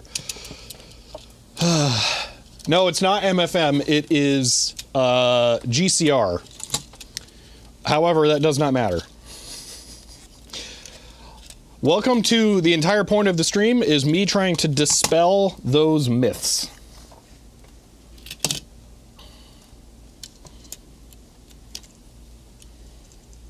Do I have a SCSI zip drive? I believe the answer is yes.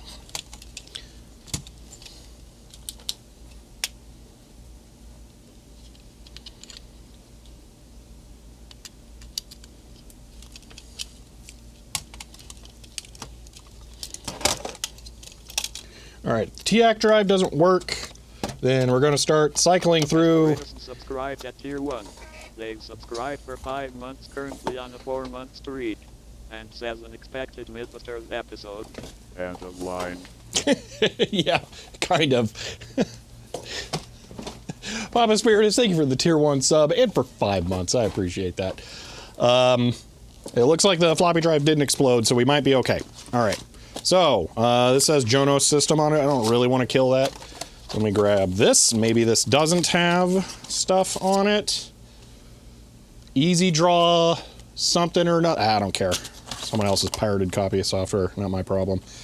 Let me make sure there's not just like maybe a Mac boot disk on one of these. That would be hilarious. Oh, this is ST software. Not overwriting those. Okay, let me go see if I can find some different double density disks. Unfortunately, these are actually slightly difficult to get.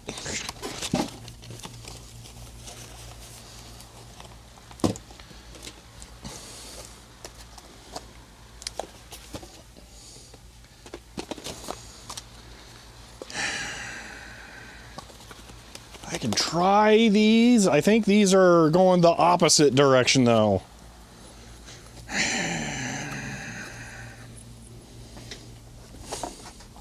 Oh, this might be acceptable. Hold on. It's got stuff written on it, too. I know. Phasar, Paintworks, Neochrome. This is more ST software, isn't it?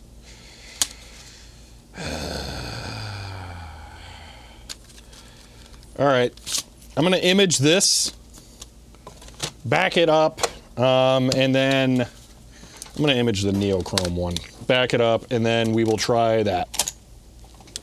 All right.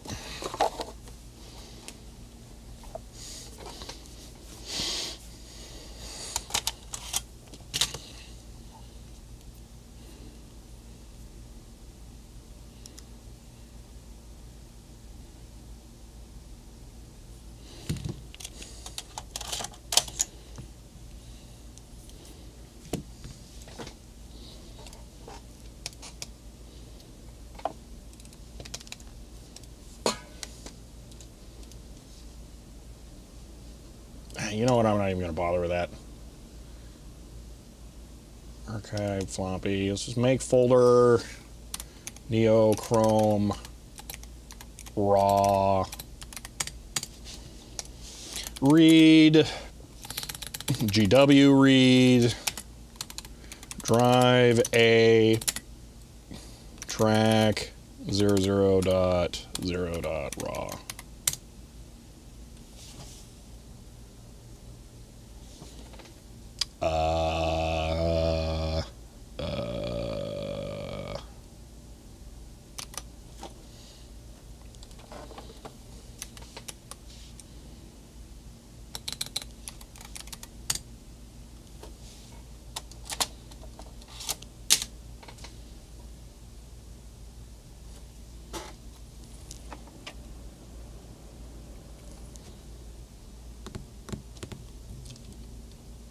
Wait a minute.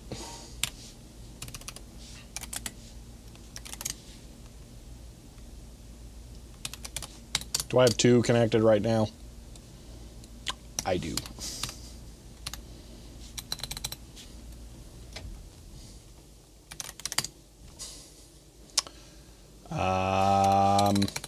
Info. That's not right.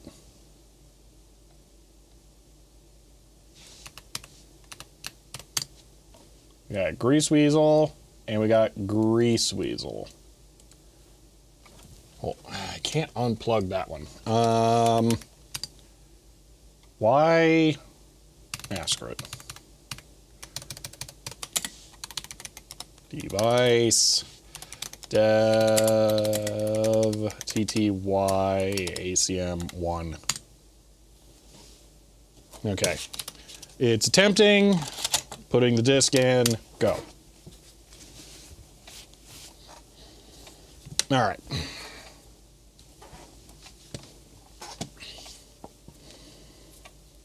While that's going, Apple, doohickey. Is it System Tools 1? Is that what is the initial boot disk? Do I need one or multiple disks?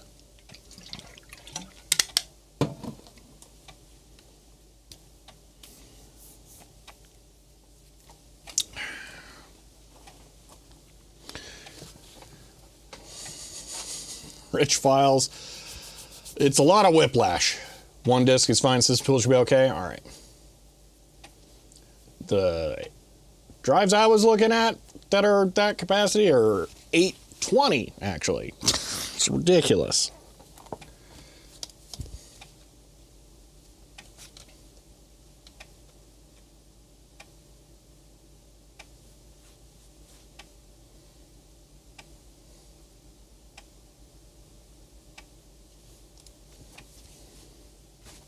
All right, catching up on chat here. Drive has no power. No, yeah, it was just. I have the weird 2/3 height drive enclosure with a 360K and a 1.2K drive still plugged in. So the Grease Weasel gets power, but I don't have the drive enclosure on. So I should probably plug that into the USB hub instead of directly into the computer, but I thought it'd be clever to just have it plugged in all the time so I didn't have to mess with it. But that's it's proving to be more of a pain in the butt than anything else. So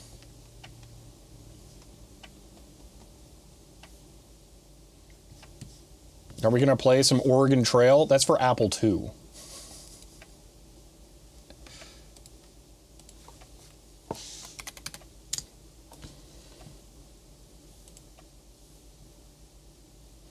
That would require owning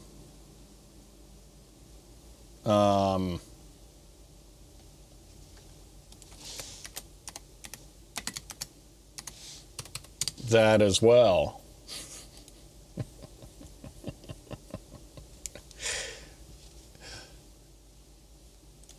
All right.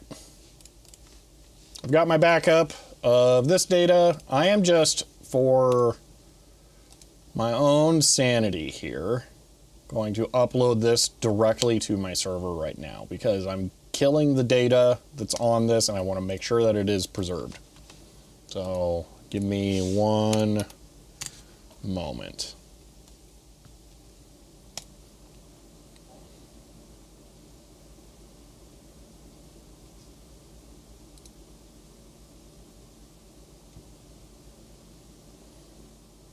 All right. Oh, this is complicated. All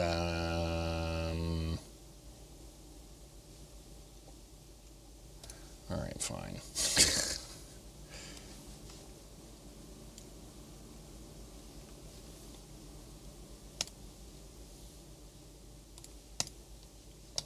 Okay. So I need all of that. And we're going to do write, format, and then actually, let's go ahead and figure out what the format for this is. Source, Greaseweasel, data, Mac. What does this look like? I'm guessing it's Mac.800. Okay. Format Mac.800. And then we're going to write System Tools 1. All right.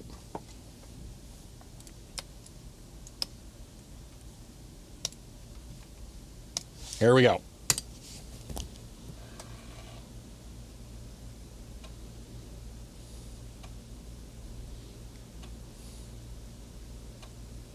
Interesting. Okay.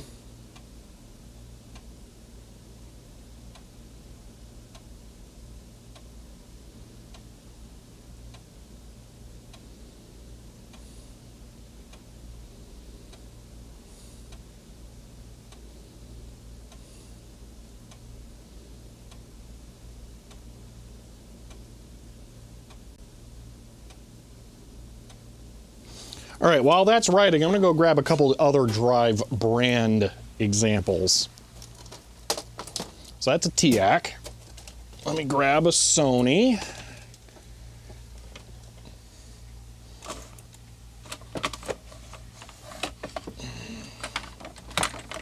Well, that's a Mitsumi, so let's grab that.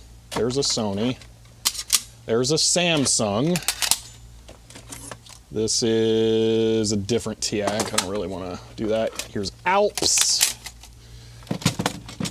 We got a Panasonic or a Matsushita somewhere around here. That's probably a TIAC. That's a TIAC. It's another Sony.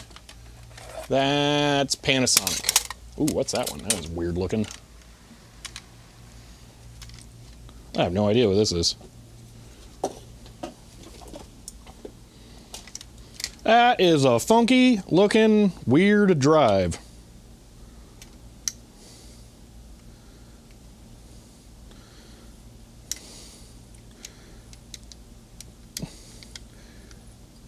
That I don't think is good. What on earth? The screw for the head is loose. The worm gear. Wow, I don't know what's going on with that. Not putting that anywhere near this. Okay, so that clearly was not up to the task. So, next drive.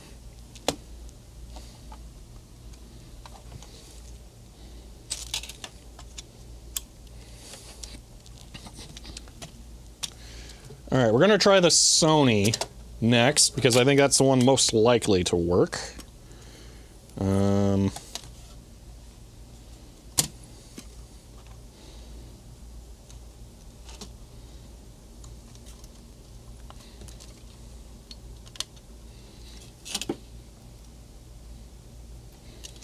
Why you gotta be like that, Sony?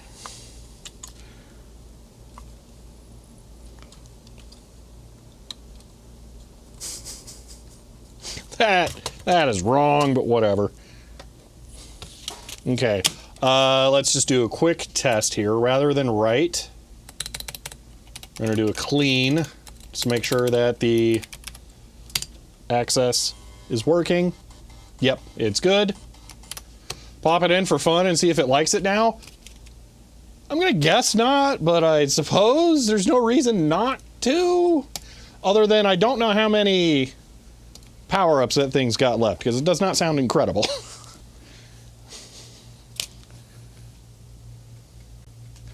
So we can try it. This is going to be the only time we do this until I get one that, like, reads without crying big old crocodile tears, though.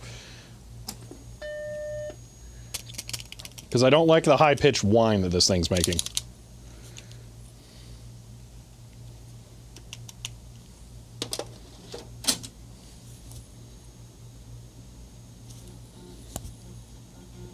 Well, I mean, it's hard to argue with the results.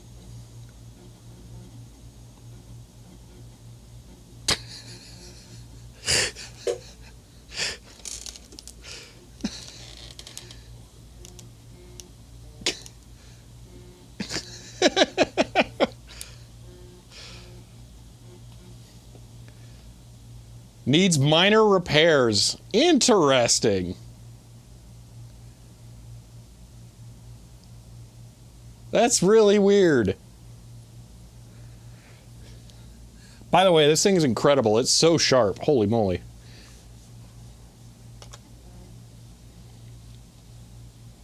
Chlorocoon says CHEER. 100 high-pitched whining should be normal to any streamer after dealing with this chat. End of line.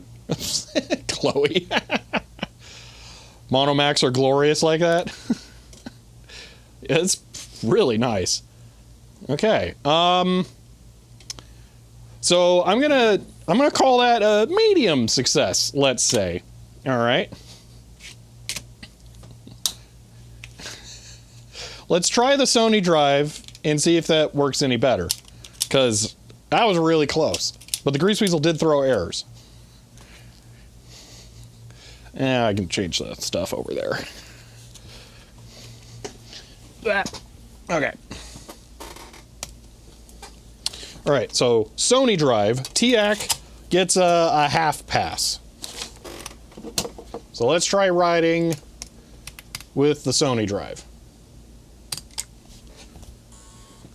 At least the writing works. Yeah, I had a feeling the writing would always work. Whoa, Sony Drive. Yeah. Because again, it just has to verify the write speed, which is controlled directly by the Grease Weasel. It has nothing to do with the floppy drive. So it makes total sense that the Grease Weasel can do it. That's success? Yes. That is clear demonstration that the Grease Weasel is capable of doing it. That the controller has the capability. All right, so this is going to be Mitsumi Drive.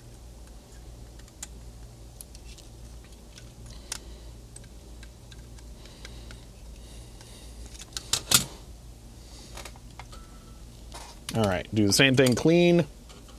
Okay, I'm not actually cleaning, I'm just making sure that the access works, so. Do you slow down the drive with a hardware mod and write correspondingly slower? I could, but I don't think it is necessary. Ooh, hello. Okay.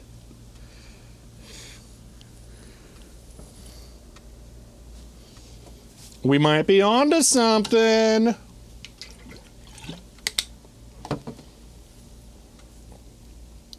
What brand is this? Mitsumi. This is a Mitsumi D359M3. Now, the Sony completely failed, but it's like a 2001 Sony, something like super ultra new.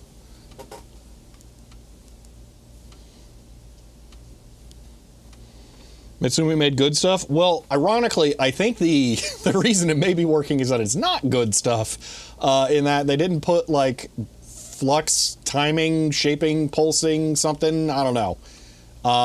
Ben was talking about how, ooh, okay, whoa, and then it just falls on its face.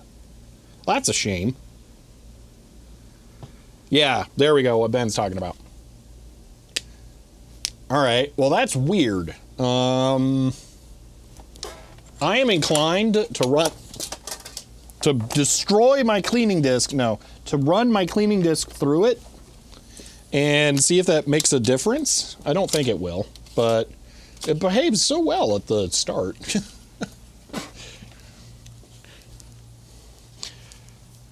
And you know what? I might as well just have the cleaning disk on standby. There's no reason not to.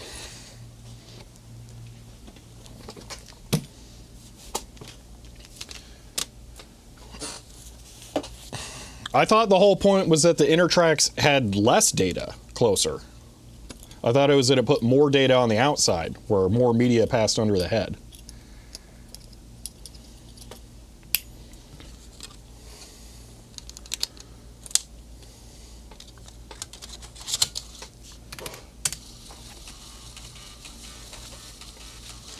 Any mods we made to the drive remove filters? Honestly, it's not worth it.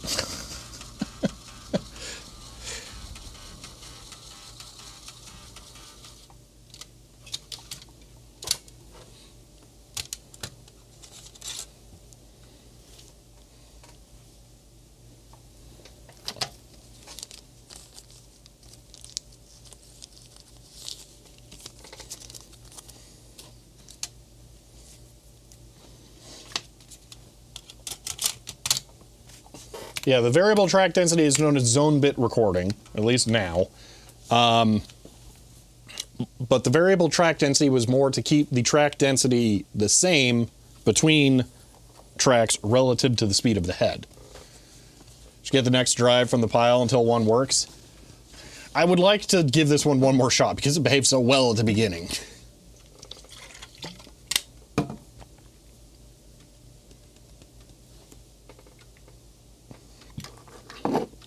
But yeah, we'll probably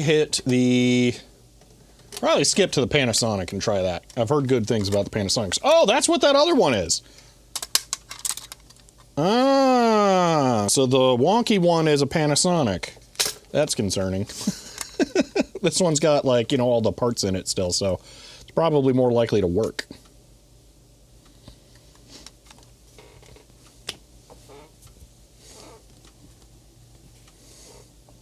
Floor to ceiling height. Ah, there we go. Same exact track. Oh, it kind of made it through. It's trying.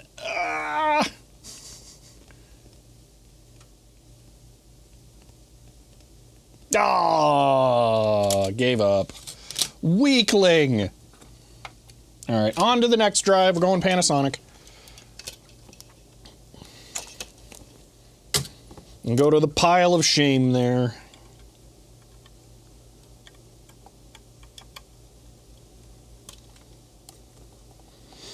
Panasonic may also be known as Matsushita at this time. Being branded Panasonic actually means this is a later drive. Drive with a different disc. That is not a bad suggestion, but we only have so many variables that I want to mess with at once.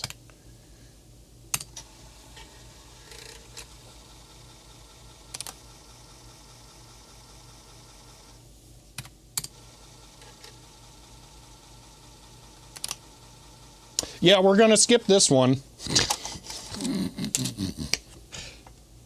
That Panasonic drive, at least, not so healthy.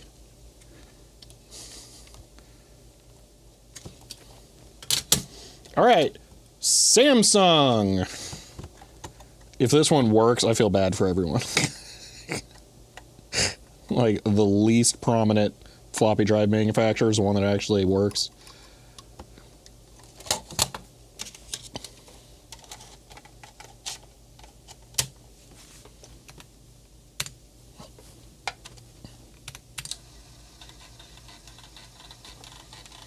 Oh, it sounds pretty rough. I'm not going to make it do a full clean cycle.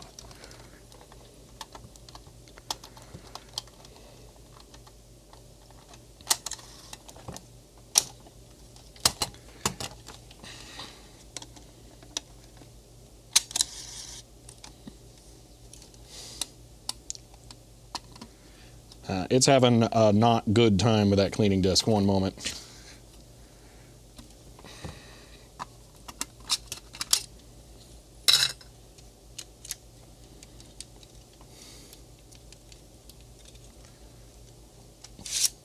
Wow, that thing is so dusty inside. Holy moly. Okay, well, I'm just going to leave the top off. Try it. See what happens. It looks so weird with no top on. Oh, it's so much quieter without the top, too. Wild. The top probably just rattles a whole bunch. Huh. Minimum, maximum, calculate bit width based upon spindle speed. I have no idea. Well, if I could reduce the motor speed, yes, it would make it easier, but it would have to account for that. We have Alps left. Yes, Alps is the last remaining one. But I will look for substitute examples of other brands, maybe different models if I can. So like the TIAC is an FD235HF. If I can find one that's a different model, I will try that. No, I can ride back disc with my grease weasel and drive it permanently attached. I don't call grease weasel software can do it. If you use Flux Engine, you want me to quick test? Sure. Yeah. It's possible that the Flux Engine software might handle it better. I don't know. This is failing in the exact same spot as the Mitsumi. Mitsumi Drive is completely different from the Samsung, so they're not just like rebadges of the same thing. Curious. All right, Alps. We could try swapping out the disc as well at this point in retesting the Mitsumi and Samsung drives, but I will do that in a bit. Explicitly points to CryoFlux for writing those images. Well, there is literally no reason that a CryoFlux could do it and the Grease Weasel could not.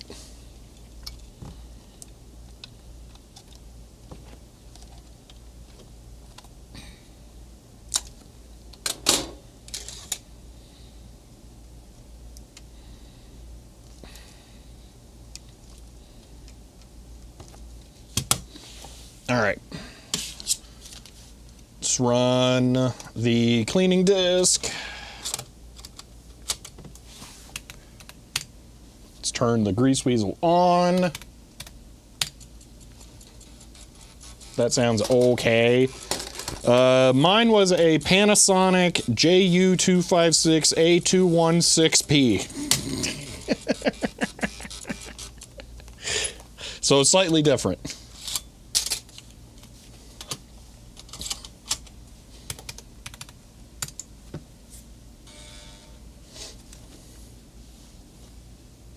Well, let me see here. I have another TIAC drive. It's the exact same model. You know, since I don't have to get up to test it, we can just swap that in right now and see.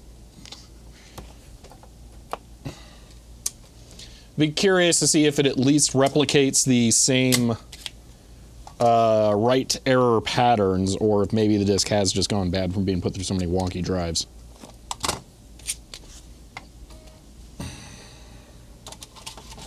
Test all of these again using PC images.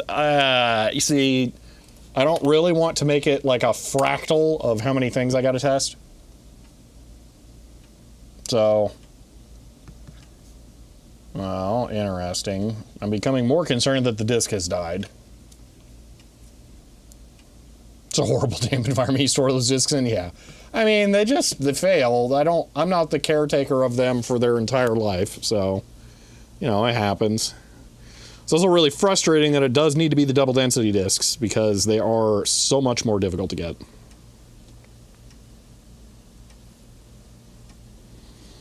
But I do understand what you're saying, G-Pin.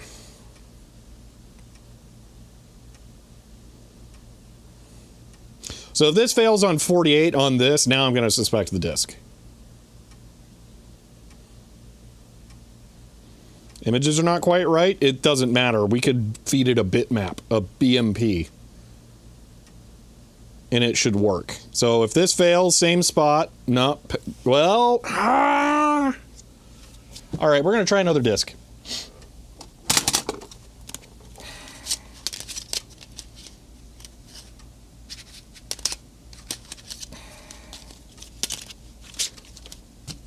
I'm going to image it first, like I did with the other one.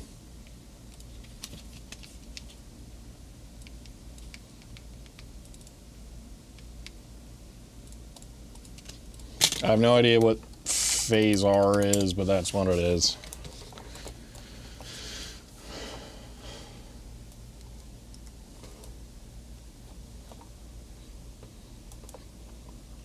Oh, I guess I don't need 50 megapixel images of floppy disk labels.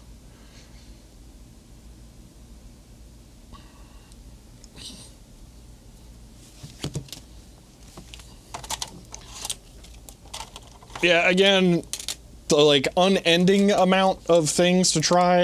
It's most likely the drive. So I'm trying to just burn through some stuff quicker.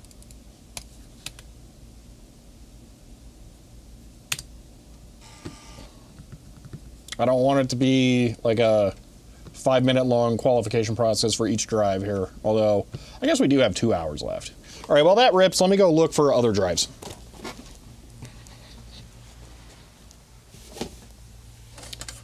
So there is another Sony here, but it looks very similar to the other one. But I'll grab it. Oh, there's a much different Sony. I'm going to grab that one instead. All right. This is a Yii-Data. Okay, sure, why not? This is a kind of different TIAC. I don't know, it looks a little weird. I'm gonna grab it. This is Toshiba. Okay. And then another slightly different TIAC.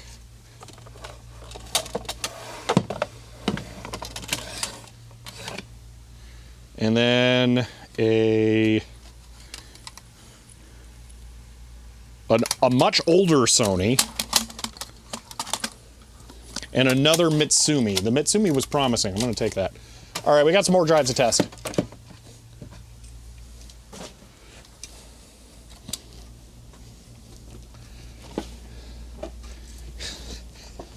Obviously, we got to test Yii-Data first, though. Like, what? What is it actually, though? I'm going to guess it's a TIAC.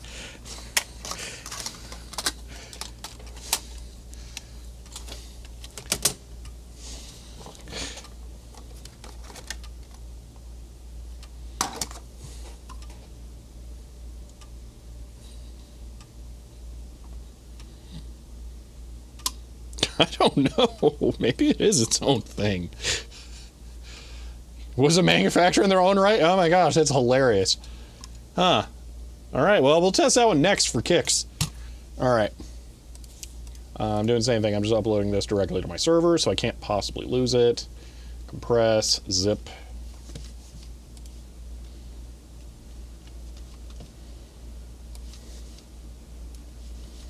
Okay. We're going to try and write this first with a different disk, see if it fails at the exact same point, and then we'll try Yii-Data.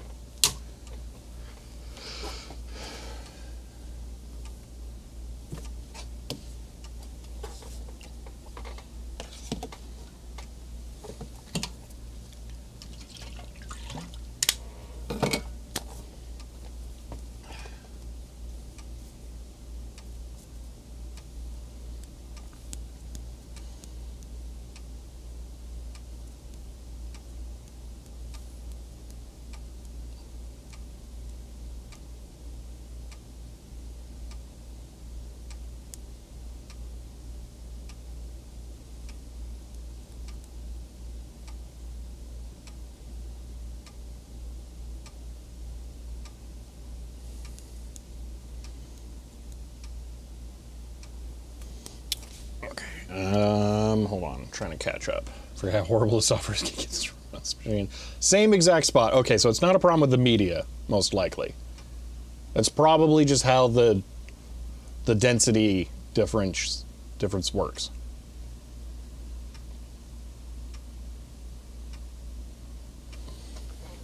So I'm going to take any errors as meaning it's not going to work on the Mac or the Mac won't be happy. Yeah, okay. Yii-Data it is.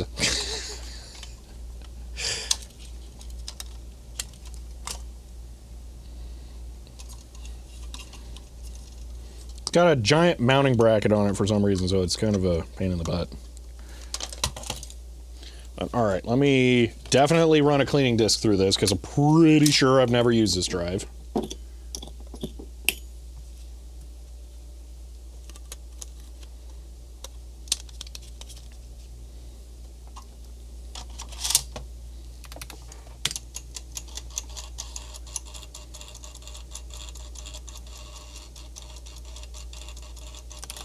All right, that'll do. It's not having a great time with it.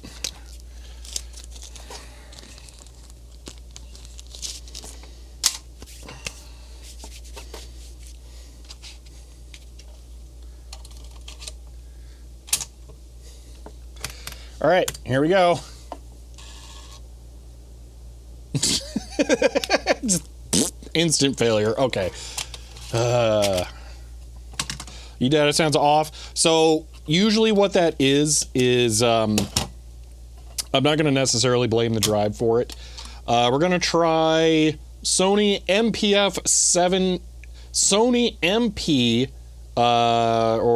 MFD17W. This is probably way closer to the actual Apple drive.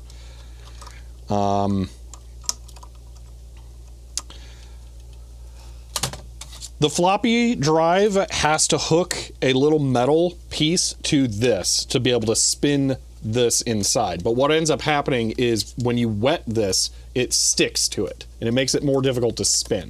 So sometimes the drive won't properly hook onto there and it will skip over that. So that's why I'll say it's having a hard time and it cannot grab onto it that well sometimes. So like I can hear that one skipping. It's not grabbing onto it correctly.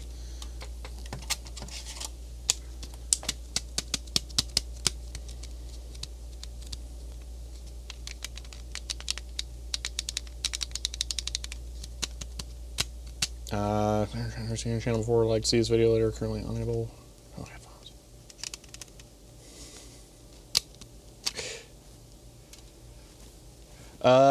Are they on? I guess since you guys are seeing it, they're on YouTube or Twitch, not YouTube. All right, here we go. And right. So there it's not skipping. And it's working-ish. See how it goes.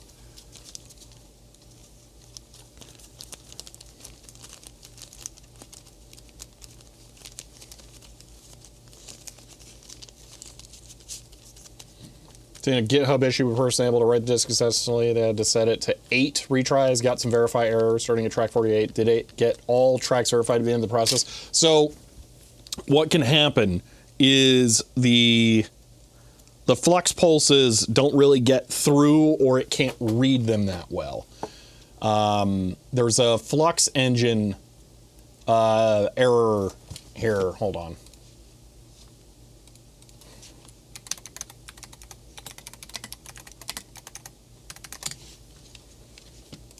Let's hold on. Let me take the roundabout way that I know to get there. Keep rolling dice till it succeeds. Yeah, I'm not crazy about that. And that failed on track 48 again. Nope, I didn't want closed. Hold on. So, zone bit. Oh, I didn't link it here? One moment.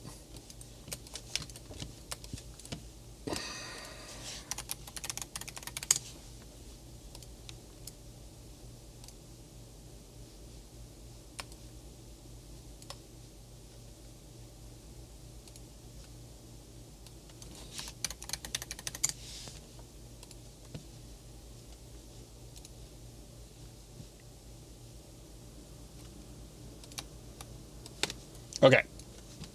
This. So it's the difference between a logic analyzer and a, although they ended up just using a sound card. You can see that there are some pulses that just straight up get missed. So you can get false negatives on this. And I don't want it to like accidentally think that it has it right just because one time it managed to have the same error, both on writing and reading. So that's the problem, is that the pulses are shorter than what it would consider to be valid. So they go on to have a list of drives that theoretically work here that so far we cannot corroborate. but we have not tried an actual 720K drive. So, see, I would much rather not just try and hope when we could have it fail in the same way both on writing and reading. All right, so the Sony drive did not pass. The second Sony drive.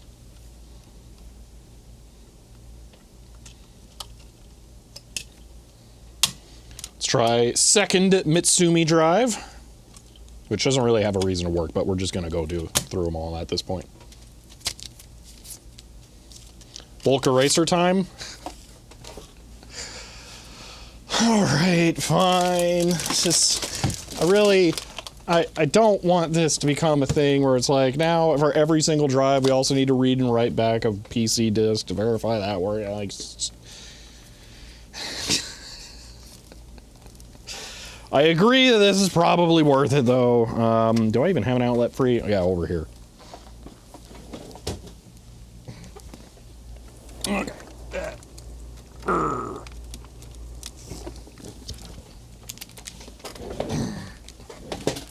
Just accosted by a tree, threw a large twig on your head. There we go.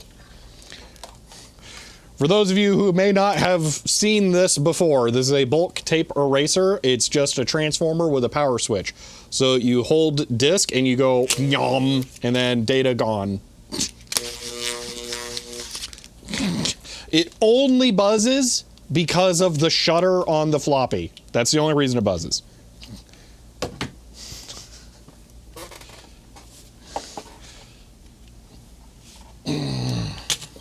Poot, no.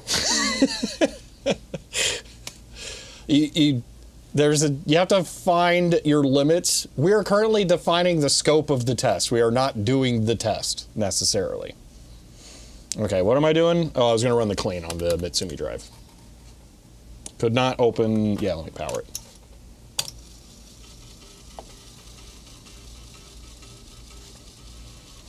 Does it work on CDs and NVMe also?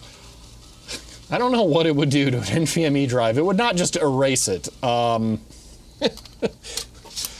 I don't feel like the metal parts would enjoy it too much.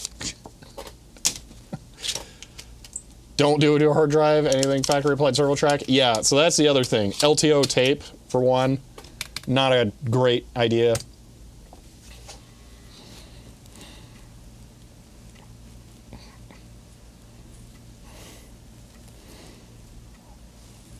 Can you cook ramen?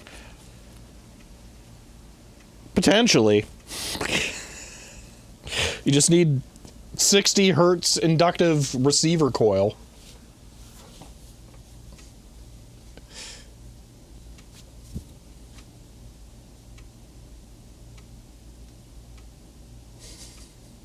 Can it play Doom? Now that one I can confidently say no to.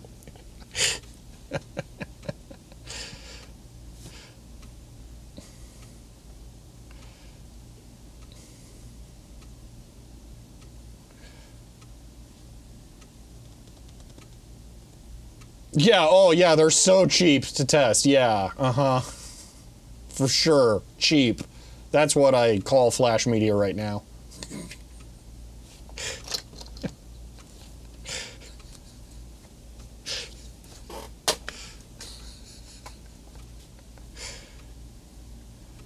Is this about to work? Hold on, what?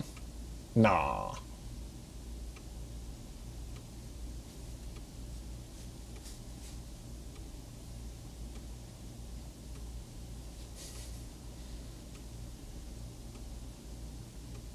Go back to core memory. It will work on core memory. I can confirm that. Well, I can't confirm it, but I would speculate it significantly. Interesting. Okay, hold on. I want to try the unbulk wiped disk. I want to see what it says on that.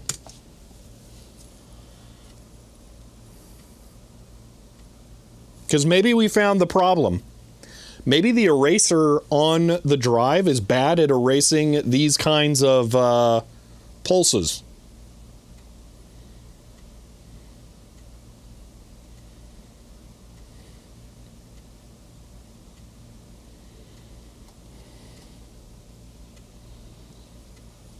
Local H, I would not take that bet. You're looking at a very powerful magnet that could potentially gauze the Aquadag. I would not chance it still.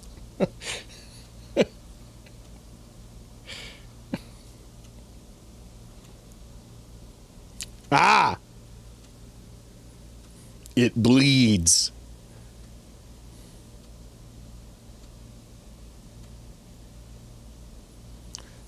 Interesting.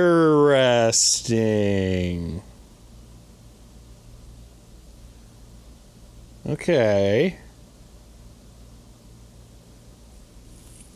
Let's try this, and then we're going to come back. We're going to try the TIAC with a bulk erase.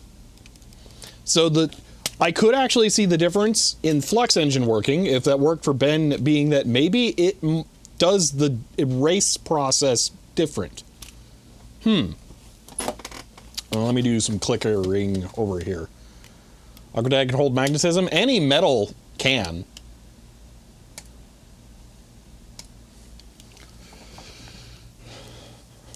The Aquadag is just a metal coating, so it could. I would be more concerned about some of the like steel framework and that kind of stuff, but it would be possible. Well, hopefully the Mac doesn't murder the disk when you turn it on, because I just did. It's probably going to eject it, actually. Or will it be smart and it'll read it? Well, we'll find out.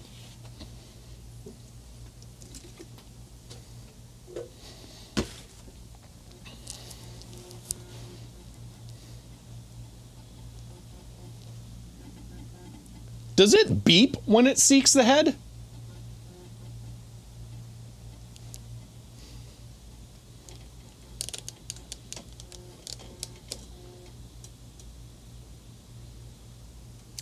That is true, Philip. I could do that. I do still have it.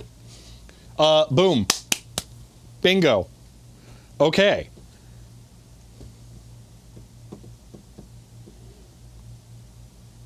We may have cracked the code.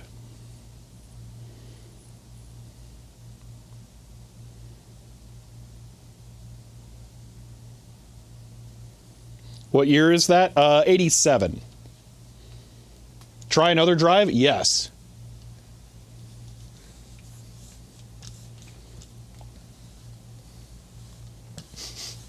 Come on! You work. I know you work.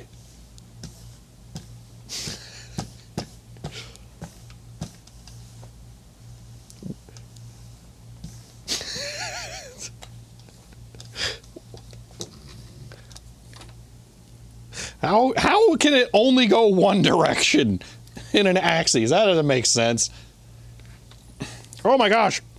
Why? How? What?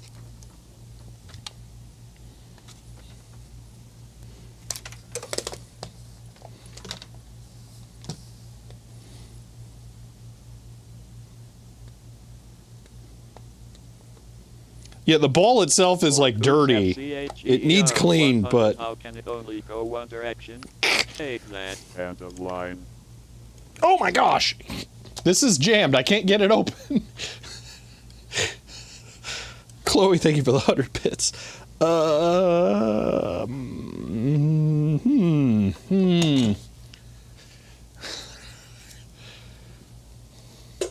I can't. A library spare mouse with the disc glued shut. Oh my gosh, that would be awful.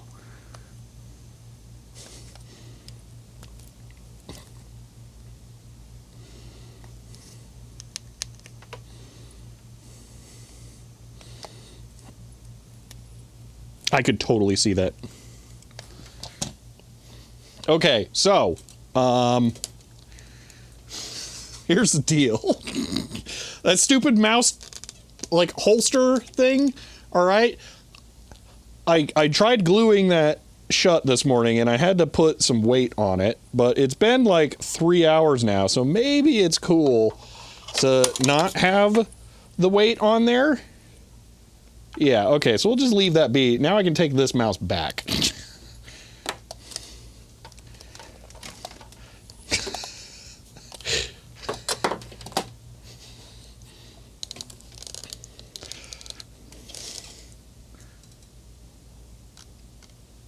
Okay, so why is this one like completely different? Oh my gosh, that's so easy by comparison. Uh-oh.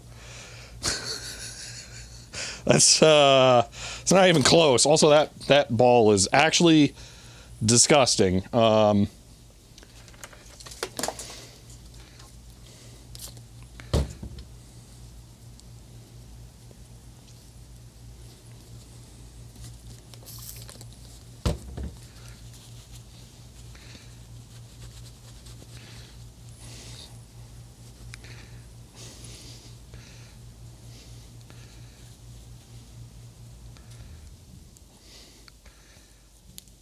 There's a mouse holster. It's just it's the like mail order garbage that you could get for these kinds of systems at that time before people realized what like actually made sense to own for the machines. So there's all kinds of nonsense. Like this one, it came off of this one, that stupid thing. This one has a separate power switch center that plugs into this. Now that's making the high-pitched beep. I would really like to eject the disc, please.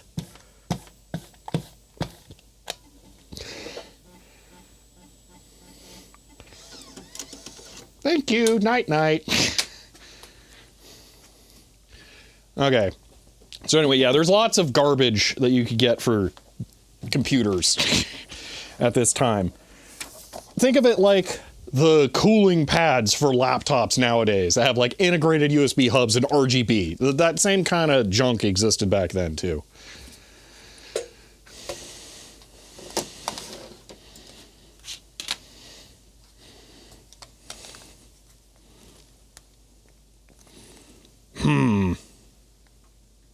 Okay, I'm gonna try something.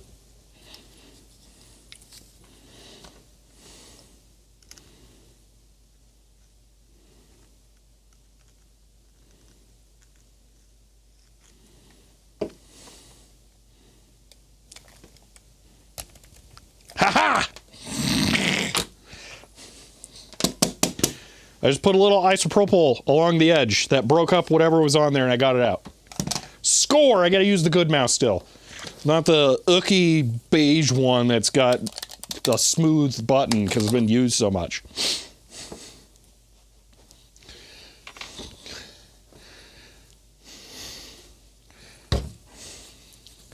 Okay.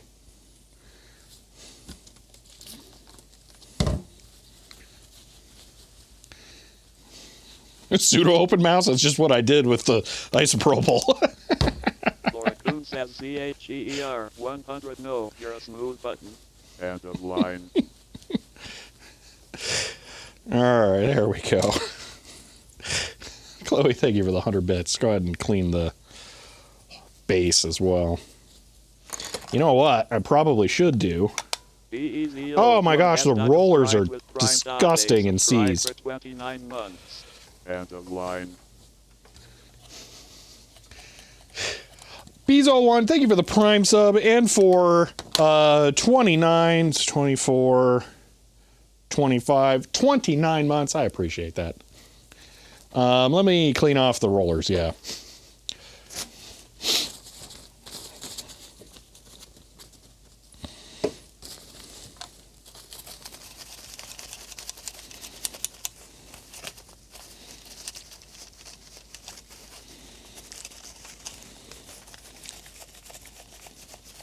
I did not think to do this on the other one. Oh well. Okay, that one spins.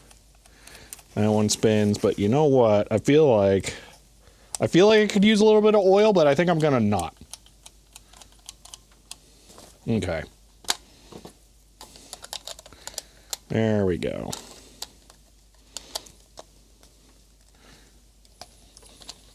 Wow, this gets really tight. I'm just gonna leave it kind of loose. Okay. Let's go try some more bulk erasing with other drives. Rick Upgrade subscribe with Prime. End of line. Rico Bra, or Rico Bra, I'm not sure how to pronounce that, but thank you for the Prime sub and for the first time. I appreciate that. All right. No oil, don't worry, I didn't. I shouldn't use oil. I shouldn't use oil for the same reasons that I always say don't use oil, because it is a metal part in a plastic fitting. That's why. Yep, blast plastic. Yep, there. Yep, exactly. Philip is right. I should have realized that before the words left my mouth. All right. Let's go back over and let's do some more tests with demagnetizing in the other drives. Let's start with the TX. Because I think we figured this out. I think we have a solution. I'll leave that disk alone, though, because we, know. Also, let's go ahead and demagnetize the disk that we just tried that did not work, and then try it again.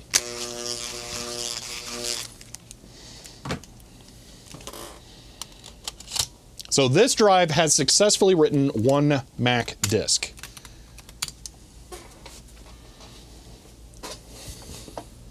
And it cruised through. There was not a single error.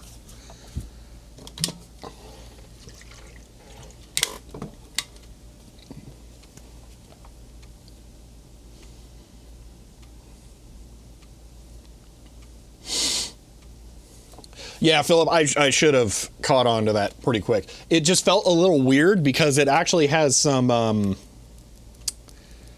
spring to it. It's not just the plastic. So it might be a plastic channel that it's in with a spring on the back that pushes it towards the ball. The blue tape labeled Mac compatible. Well, that's what I want to test now.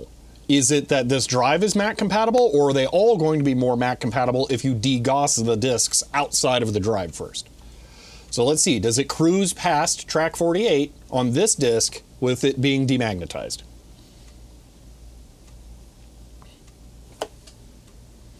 We might have found the problem.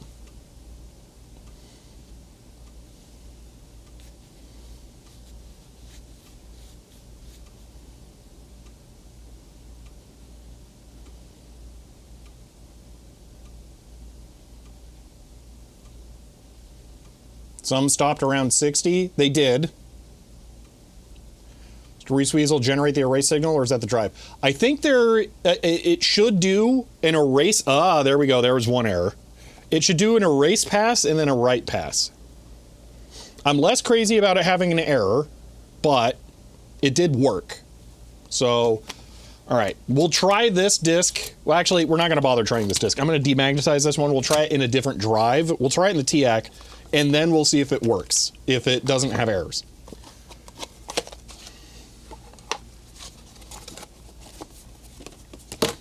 All right, so I bet this would work. We know that drive can write a disk because that's the one we just booted off of over there. So let's try a TIAC now and see if that works. I am going to set this one aside, though, as Mac compatible-ish. So TIAC.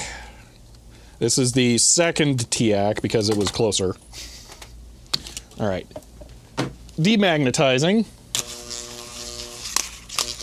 This is still 3 retries, yes. With gained knowledge, questionable drives and or disks may improve greatly. Additional retries.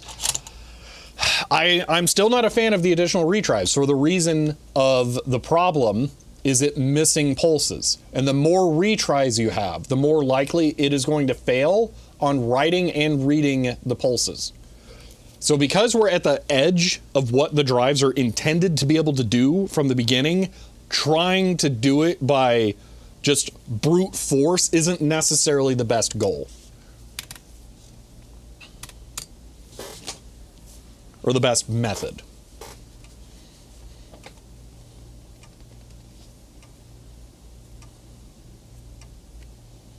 In conjunction with bulk. I get what you're saying, but the way that it works is that it erases, it writes, and then it reads. So you always have that write and read path. And if it writes poorly and then reads poorly, it might get the same data. Although I guess in theory, it should be reading against the digital copy of what it thinks the flux should be. So the pulses that it's comparing against should be correct. I don't know. I'm just not crazy about it, but we'll keep it in mind. Imaging a disk formatted Mac to Mac on the system. Yes, but we And that's part of why I'm keeping that one disk over there is good, because now that's my like one usable disk for that machine. Here we go. We're getting into Danger Town.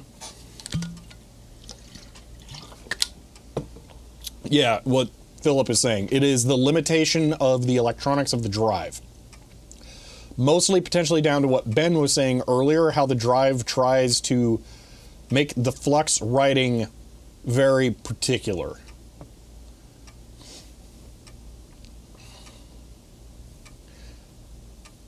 I am going to set aside every single drive that successfully writes a Mac disk, so that we can write down all of the model numbers, and then I can reply to this issue.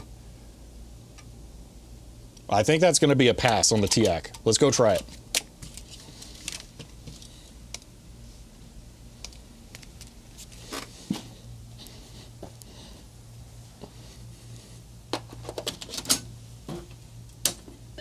I'm pretty sure we just found the secret. I think that the drives suck at erasing.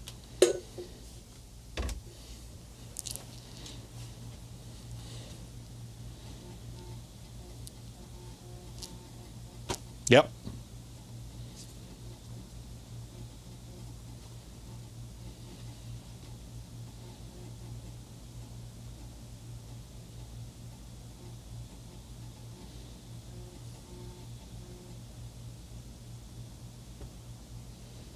Yeah, so that's 2 drives that could not write disks that wrote them perfectly fine, no errors, after bulk erasing. It's not going to scramble them. It will kill the electronics of anything, K-Cool. It's not going to erase the data. It's going to murder the electronics, if anything. So it's not that it will make it blank or random data. It's that the drive will just be straight up dead. That's the only thing it could do. All right, and my mouse. Oh, it works now. Crazy. Whoa. Who would have guessed? Boom. All right, we're going to keep using this disk. I'm going to leave that one as is. Oh, I'm excited. This is nice. Okay, let's keep trying. Let's go for more drives. I'm going to skip any drive models. Can we set the clock now? No, because I don't have a thing in there, a battery. And I'm not putting a battery in there. Great success? Yes. I think we can now disprove that Greaseweasel and PC drives are incapable of writing Mac disks. It should be even less of a surprise that they can write Apple II disks, but that's a different thing. That if I have to fight for that, I will, but I don't think I should have to. All right, we're going to try the Samsung next. I think that one did okay, but had like a couple of errors. So we'll see how this goes with a bulk erase.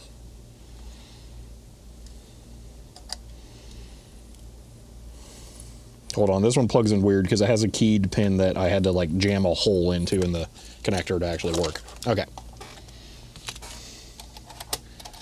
Bulk erase. I was about to skip a step. Sony just sucks at Mac disks? Well, we'll find out. It would be hilarious. Macs are only a challenge because of varying data rate? Yes. PC controller can't do it. Yes, exactly. Flux level imaging can, which is where the Greaseweasel is going to excel. 82R8 from T2 SDE have joined. End of line. T2 SDE and Raiders, hello and welcome. If you're here yesterday, we were working on this Mac here. We got it all together. It's working. It's all nice and happy. Boop. Here, I'll turn it on. You might have heard the beep. It's going to ask for a disk in a moment, but we are currently testing out writing disks with many different PC floppy drives to see which ones will work or not. And we just determined that if you use a bulk tape eraser, you are much more likely to have success in writing a disk with a PC drive. So we're going to get into the danger zone here, around track 48, where most PC drives have an issue writing disks. But after bulk erasing, they seem to have a much easier time. So we're going through and testing drives now to see which ones work better for writing Mac disks after the bulk erasing has been done. But T2SD, I hope your stream went well. Let's see, catching up on chat here. Twiggy drives or something else. I mean, yeah, I'm not going to say a PC drive is going to be good for the one that had literally two heads, so. Hold mouse and click boot to eject thing goes back to at least SE. All right. How many speeds Mac drive? Yeah, it's 3 zones, I believe. That worked perfectly. I should have left it on. We're just about ready to pop a disk in.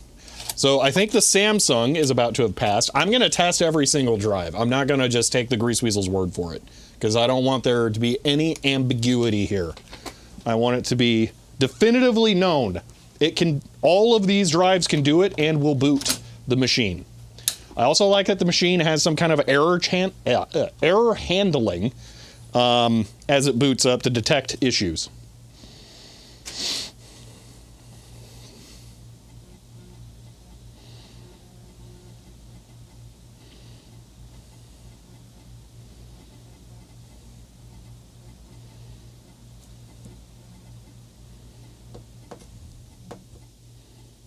Yeah, I'm quite confident that we've got this solved. Okay.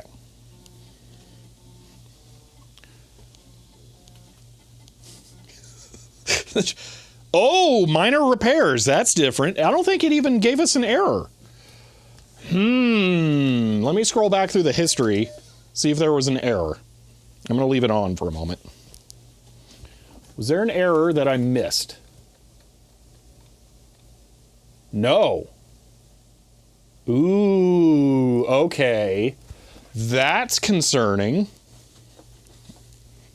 Let's try it one more time.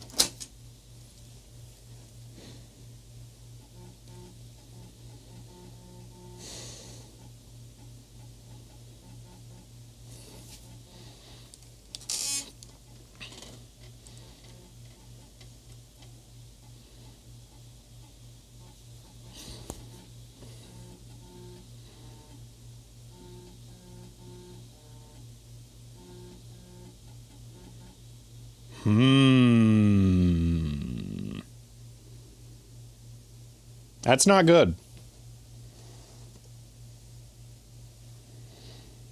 It's a weak spot in the Flux. Mac can't read what the Samsung can. Yes, but that is an indication of a drive that is incompatible with the Mac.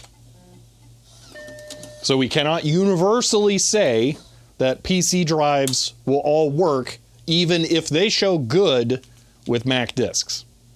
So that's something important to keep in mind. So we learned another thing, another dimension to how complicated this is. All right. So I'm going to set this drive aside as like a semi-supported. It could probably read them. Okay.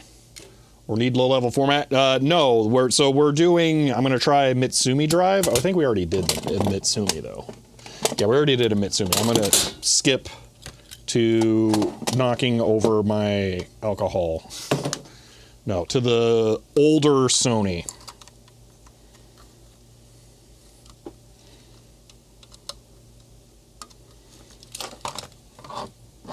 You know, it occurs to me, some of these I might be putting some weird pressure on the motor.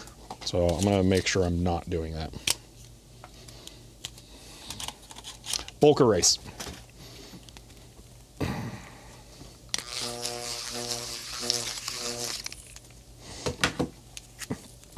I'm going to say this about every comment relating towards difficulties reading X drive from a weird machine in PC drives. If you weren't using a Grease Weasel and you didn't read it as Flux and then decode it after the fact, I consider that test invalid. Because the Grease Weasel is a whole other ballgame. This is not connecting a drive to a PC. It is completely different. It may as well be a dedicated floppy logic analyzer. It just happens to connect over USB.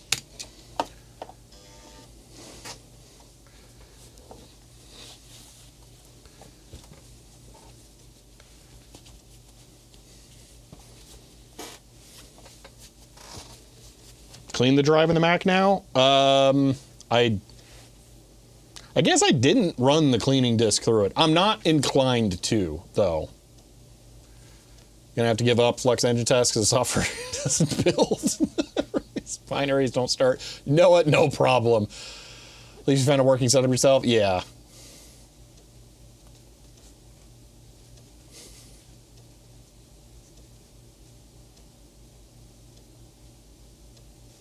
Sigrock disk? That better be a Sigrock plugin for a Grease Weasel. That would be hilarious.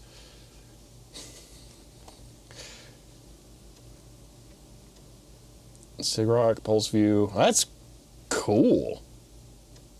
Wait, why is this updated like last week, but every time I go and look at Sigrock, it hasn't been updated in like 3 years? Weird. All right, we're cruising. No errors so far.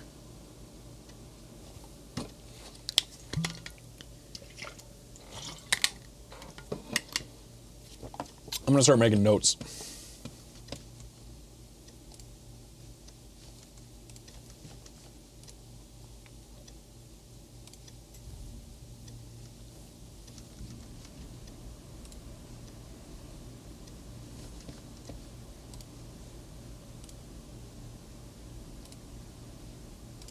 All right.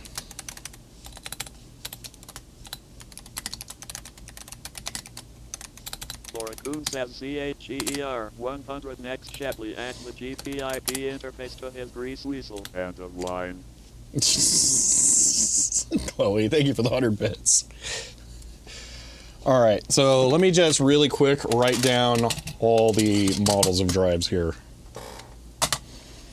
So, Mitsumi, and this is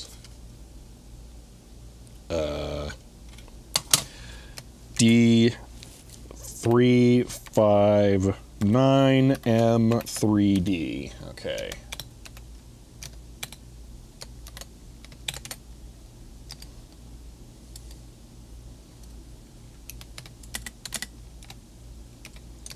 Works.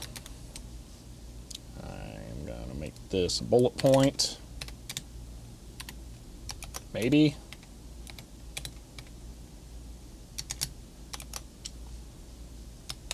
Hold on, it's being stupid.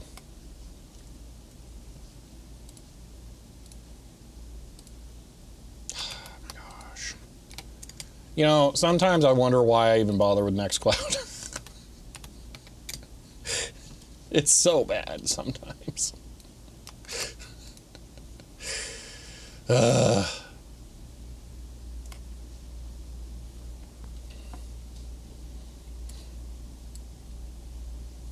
Okay.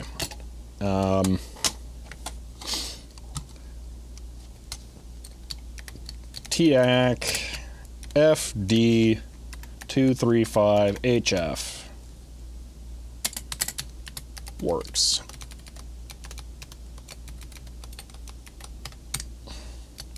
Samsung SFD321D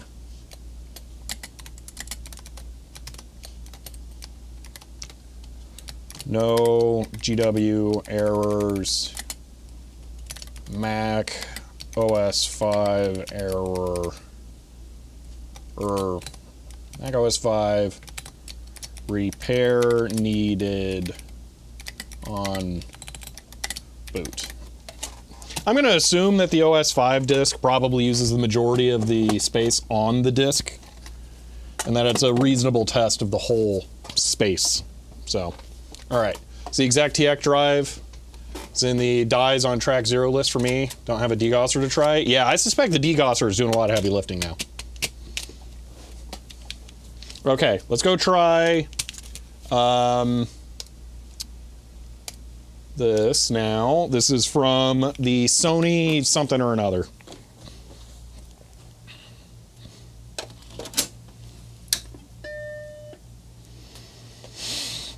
Yeah, so the whole 4 floppies, yeah. So what I'm saying is I'm speculating that this does a good job of reading from the majority of the disk. I don't think it's reading the entire disk here. Because for one 800K disk, 1 meg of RAM, that would be a lot of data to load into RAM, but it's probably reading from a lot of regions of the disk.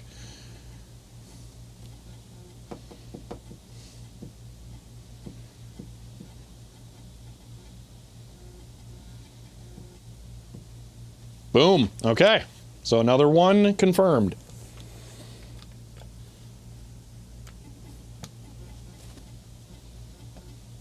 Open the disk to see the files.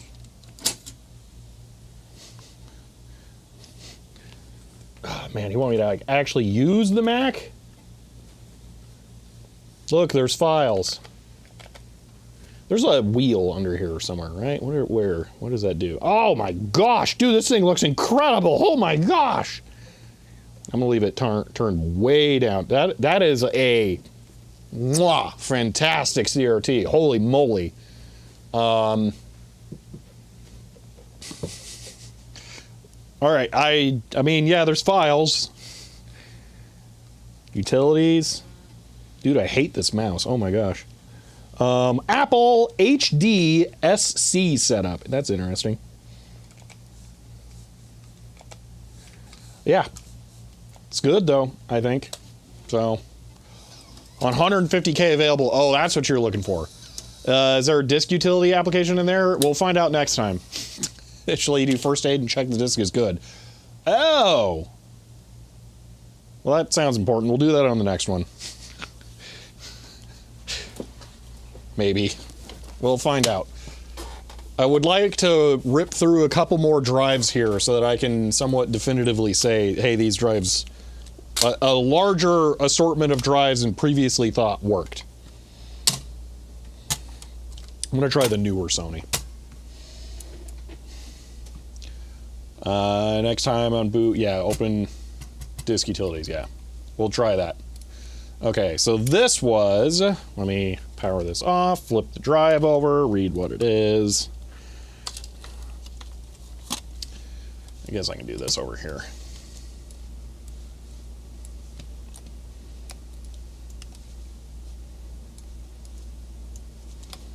Okay, Sony, MFD 17W-FP works.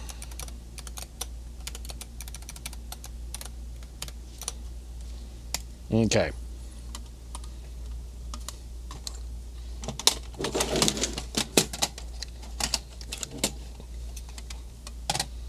Next is a much newer Sony.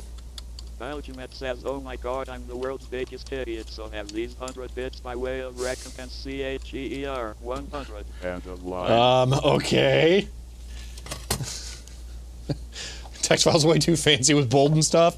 It's because Nextcloud automatically does, what you call it? Markdown. That's it. It did Markdown before AI made it seem awful. Okay. Here we go. Oh, wait, I did not degauss. Also, it didn't work. So that, oh, because there's no disk in it. That's a good reason for it to not work. And turn the write protect on for your grease sweet slot.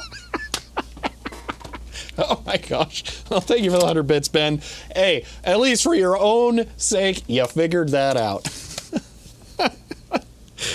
I have a dedicated hardware switch that I put on mine, but I always leave it to write. I've never set one to not be able to write. Oh, man.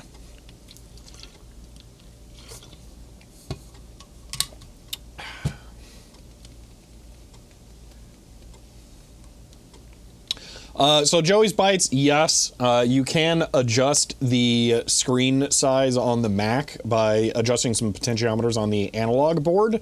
But when you start to make it fill the screen, you'll start to hear the screams of Mac and Apple users around the world, just from the depths of the eternity.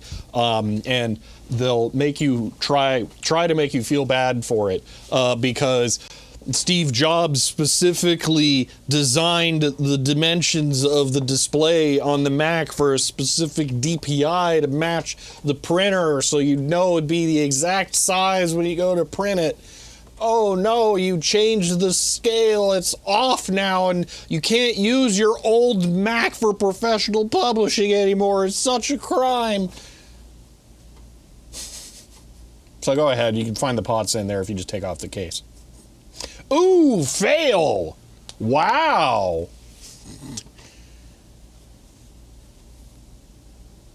On track 67. I'm going to give it one more shot with another degauss.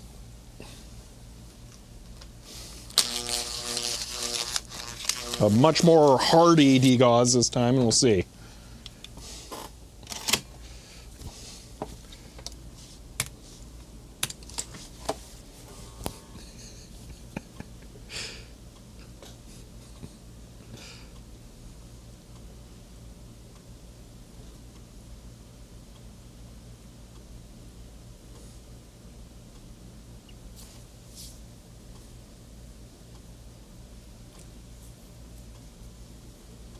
Did you degauss both sides of the floppy? Oh, jeez, you're right.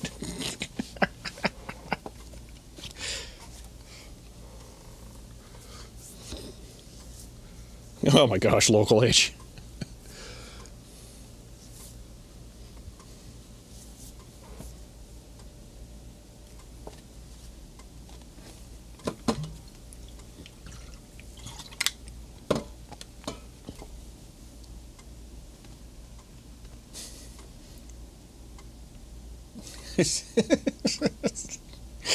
Philip.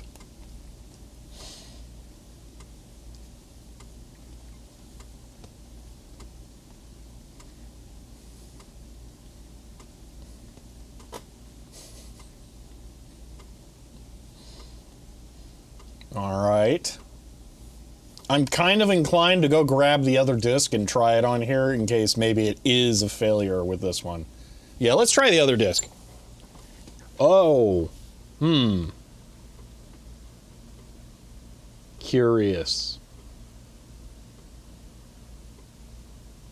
Let's just try this one. We'll try this and see if, excuse me, Ben is correct and there is a disk check utility on there. So this is a Sony MPF 920-1. It's one of the ones that I think people like for Amigas. GW, some retries. And we'll see what Max says. All right. I have the MFM hard drive, the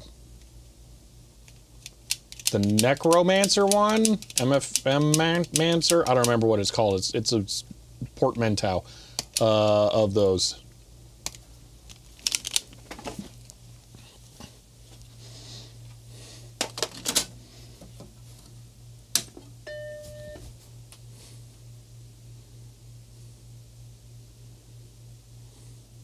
Why does floppy drive number sound so familiar to me? Well, that one's the Amiga one. That's the one that people like because it's really easy to change the drive ID on.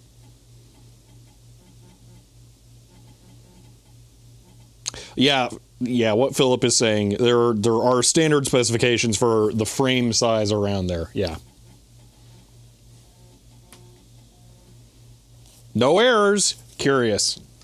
All right, so let's see if Ben's memory is correct. Can I turn on mouse acceleration? I think it may not be on this disk. Because unless it's in installer scripts, which I doubt, no. So, alright. I am not going to worry about that too much, because I want to write the boot disk, and I don't want to have to write a bunch of disks all over. But that worked with no errors. I feel like the drive started trying to move, and I turned it off in the middle of that, so that's cool. I'm not crazy about that, but all right. It's in a menu. Man. That's a lot of sounds. I don't like all those sounds. Stop making sounds. You're a working drive. Do not change that state.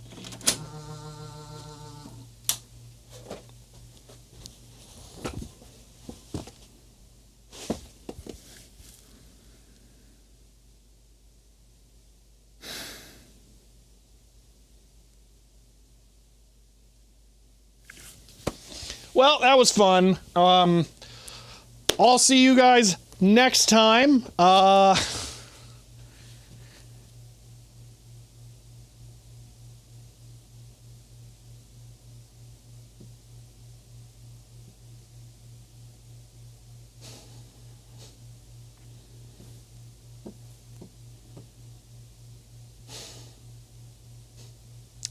They could just killed the gear, Ben.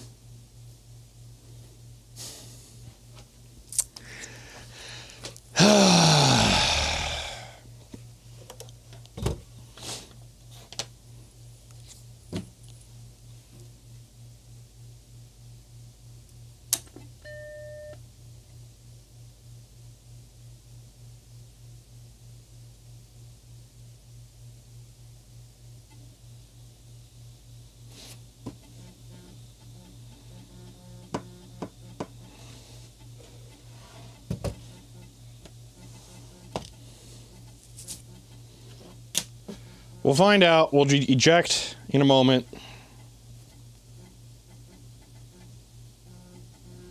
Yeah, because the disc is in the down position. It doesn't take any gear activity to have it in the down position. Where are you saying this disc tool is? Where is the disc tool?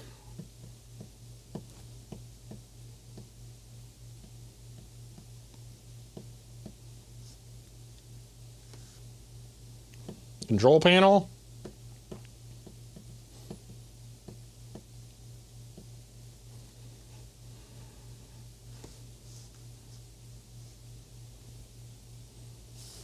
System tools. It doesn't exist. I just did that. Unless you mean system folder. I didn't look in there.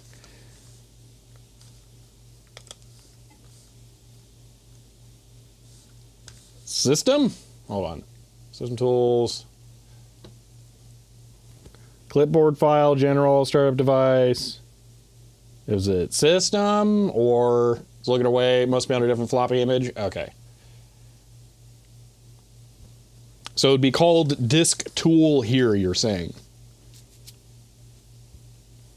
I like this color one. That's optimistic. So I'm guessing startup device would configure the ROM to look for, it's not in utilities. There's like 3 things in there and they're all worthless. There's nothing else in there. So disk first aid. Yeah, it's not in utilities because that's all that's in there.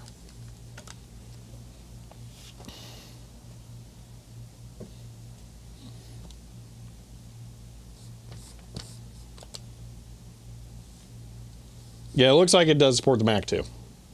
All right, we're going to skip it. All right. It's moment of truth.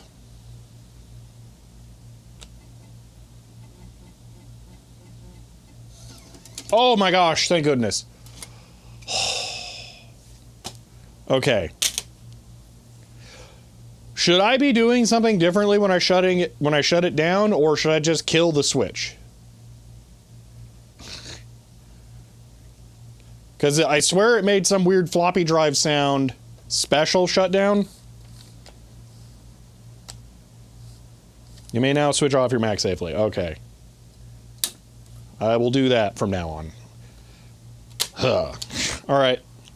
On to the next drive. I'll mark that one as works.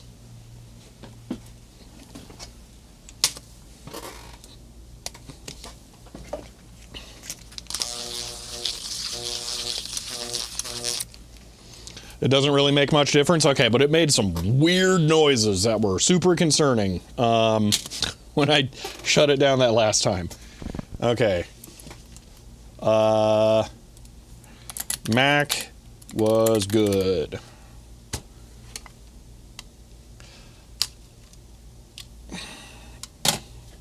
Next, Panasonic.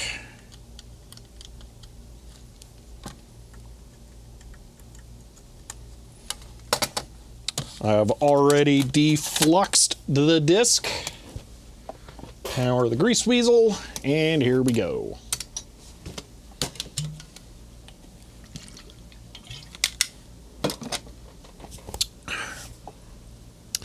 Well, that's not right. Touchgrass, we are trying to prove that PC drives, GW reset, are capable of reading and writing Macintosh 800K disks by trying different models of drives to write the boot disk, which error checks itself on startup. I'm not quite sure what's going on with this drive.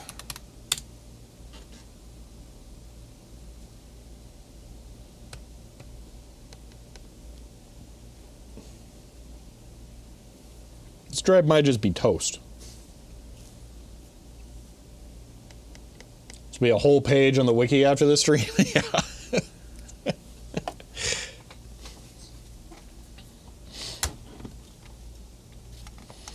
I really thought this drive worked more, though.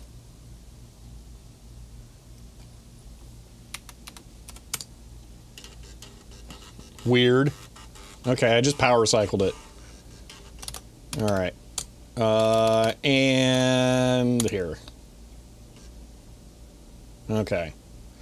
I'm gonna demagnetize it again.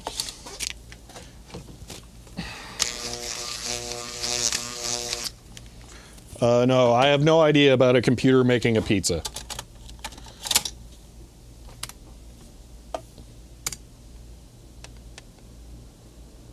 Okay, so the Panasonic drive, super not happy. Out of curiosity, though.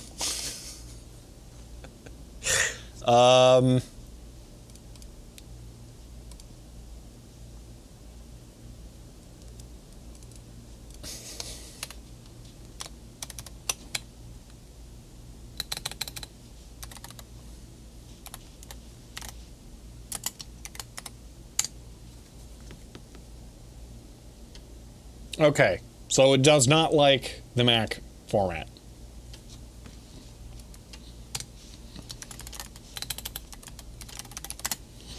Panasonic JU256A216P. There's a dash after this, not a 0. 256A216P. Yep. GW fail.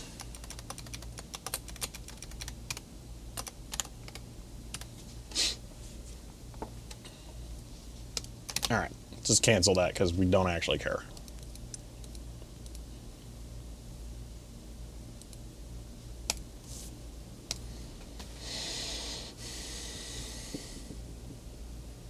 Papa Spiritus, no, this is what it should do. It's completely within expected bounds for a drive that just doesn't want to work with the Mac disks. I don't know quite what the Grease Weasel's got going on that's wonky, but we'll just ignore that for now. Okay, so this is a total fail drive. All right. Yee data. Just because I'm running through every drive.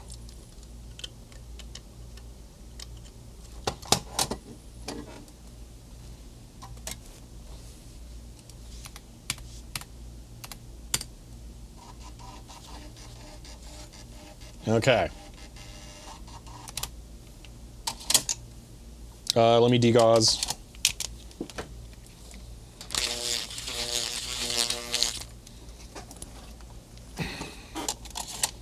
And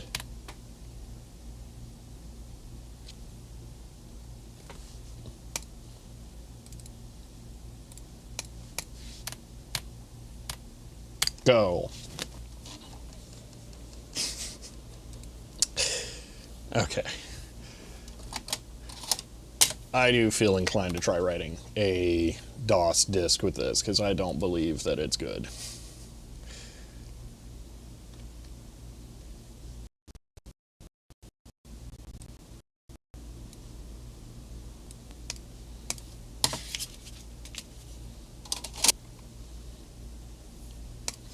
I think it's not the Grease Weasel, Local H, because the Grease Weasel can write the discs just fine. Okay, so this drive is dead. Okay, so this one gets pulled from the sample set. Not included. Completely toast. Alps!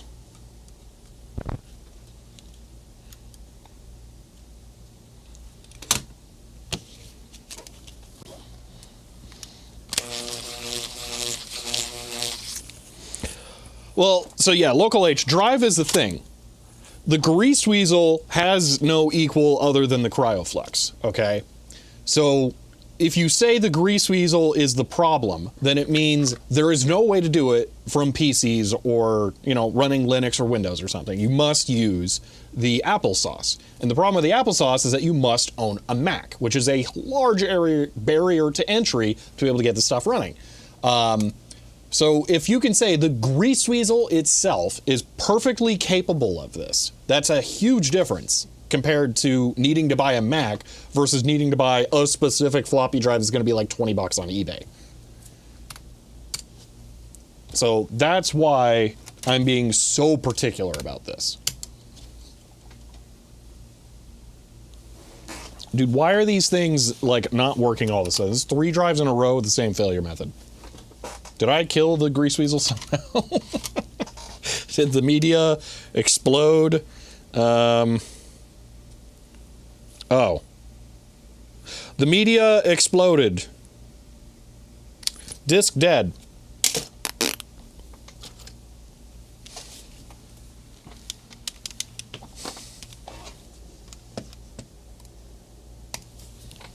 I don't know how that happened.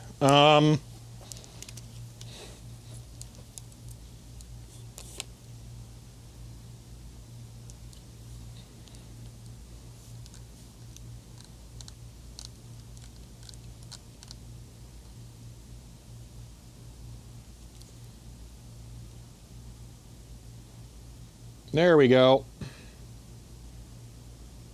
So that's bad times. We don't want that.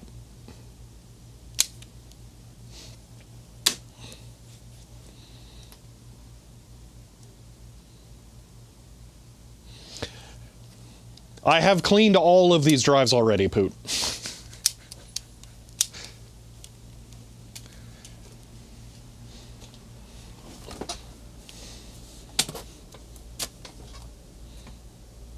I am willing to retest the Panasonic,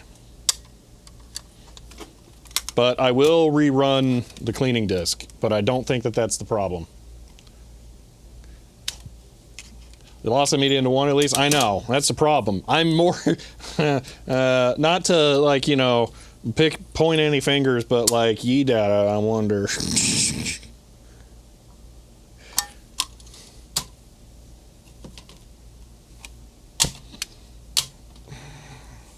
All right, I got cleaning disc. Does it have alcohol still? Not really. Okay.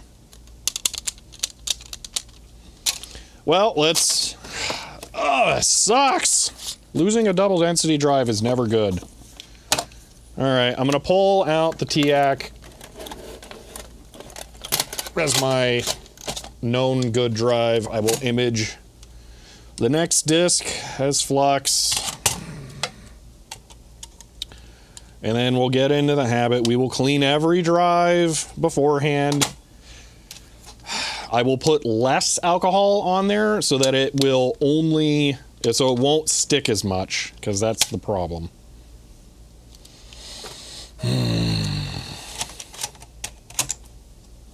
Let me photo this.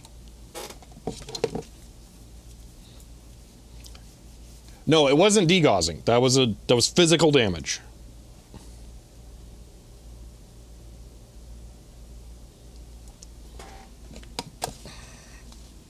Scene change, sorry. It's hard to see what is on screen when I physically move around so much. It feels wasteful to have like monitors literally everywhere just so I can see that, but oh, maybe I should. Okay.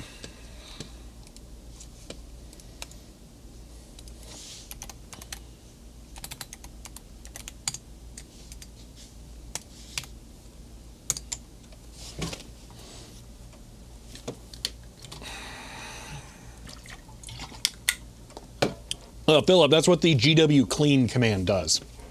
So you'll note when you run clean, should be in the history here. So it's going to track 9, goes to track 0, goes to track 19, goes to track 10, goes to track 29, goes to track 20. So it is doing a back and forth going up the drive, and then it goes back, and it does that 3 times.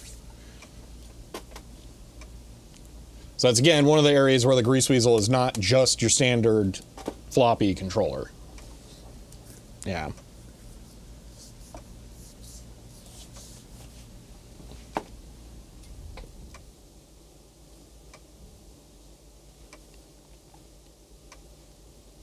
I meant turn the disc. Oh!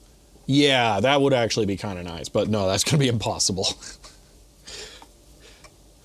Only that hard drive that I took a picture of can do that.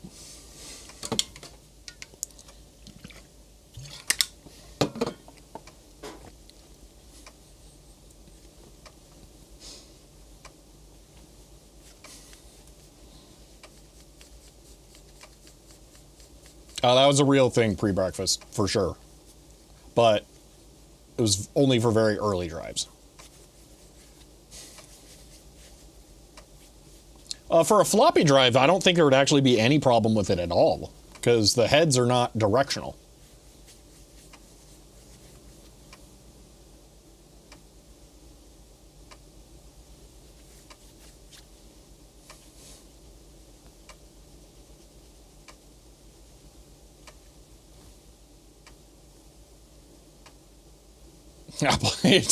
Yeah, Philip, that would have been hilarious, actually.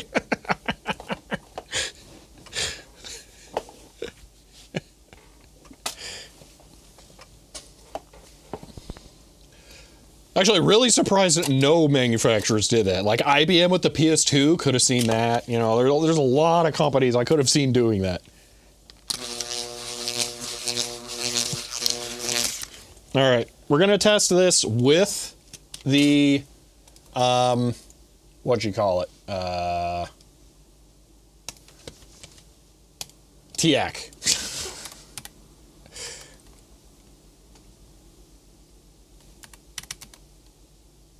That way we know it'll work with a good drive.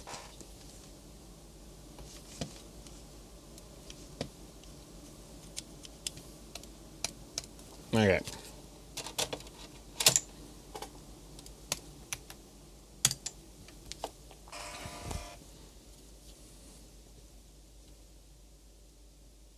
Excuse me?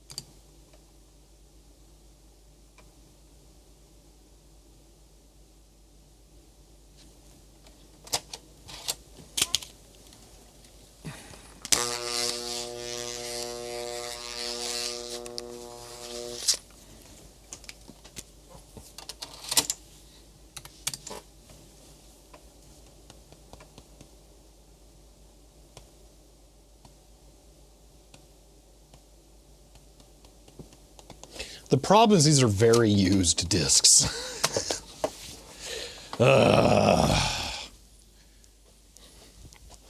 And that double density media is so hard to find.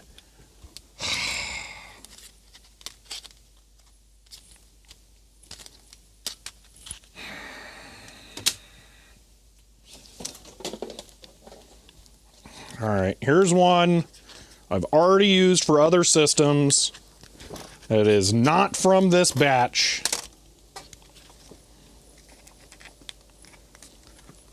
Unfortunately, I have it taped open because I was using it with the Jonos, I think, or something. I don't remember. So I need to get the tape off.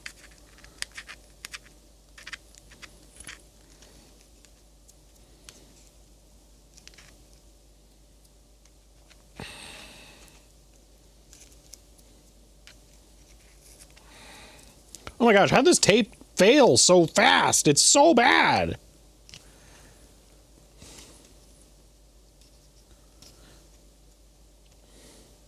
It's Scotch tape and it's like just flaking apart. Yeah, I'm just gonna go get a box or a knife and cut it. Screw it.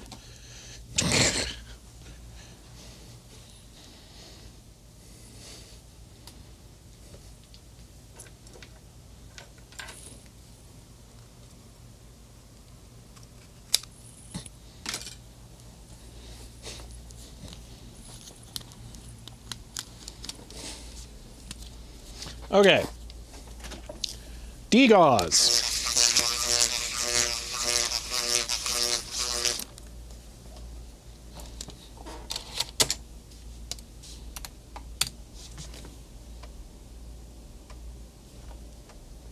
Okay.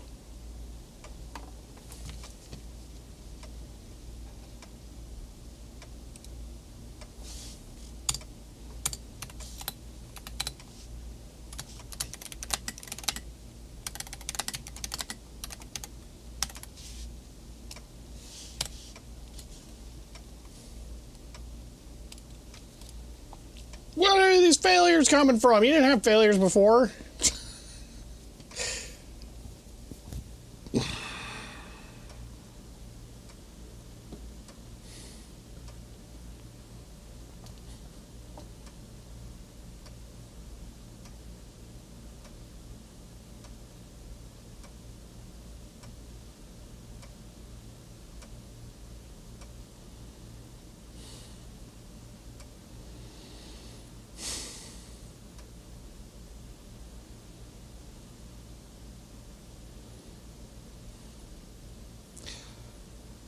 This has got to be more down to the media.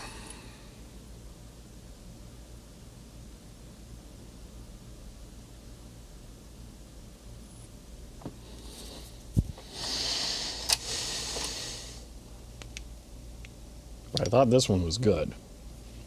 Or maybe it wasn't, and that's why I taped it open. Man, this sucks.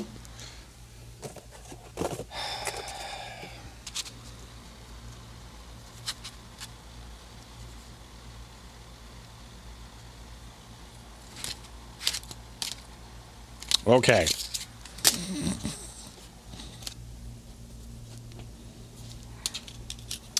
We have to image this first, but we're going to use a commercial program disk. However, I have a feeling it was already overwritten, but maybe not. Anyway, it's TurboTax 7 from 1989. We'll image it first, like I said. TurboTax 7, 1 of 2.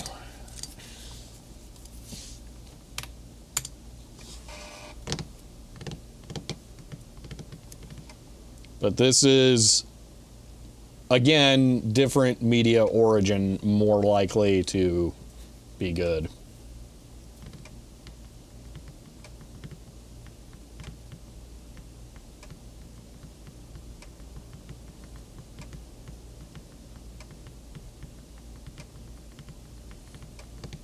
Yeah, I guarantee the HD disk will work in the HD drives that I'm using, but it will not work in that.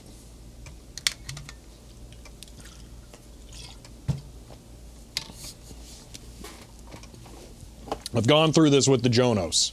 You just don't even bother trying to use the HD media in the old Sony drives. It's not worth it.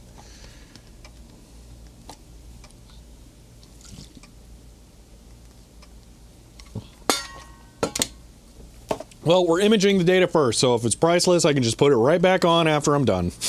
I am not concerned. If I kill the disk, then I'll just replace the intermedia.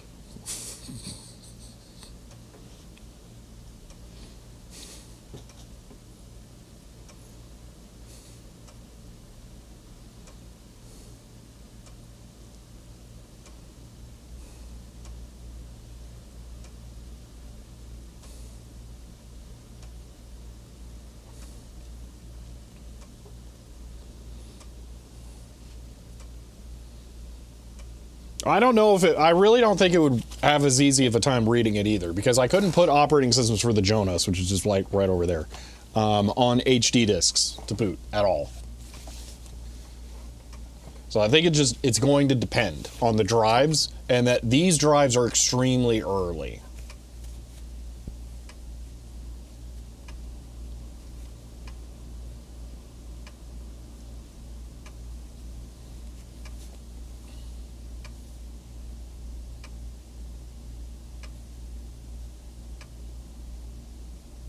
Okay, and now we image disk 2.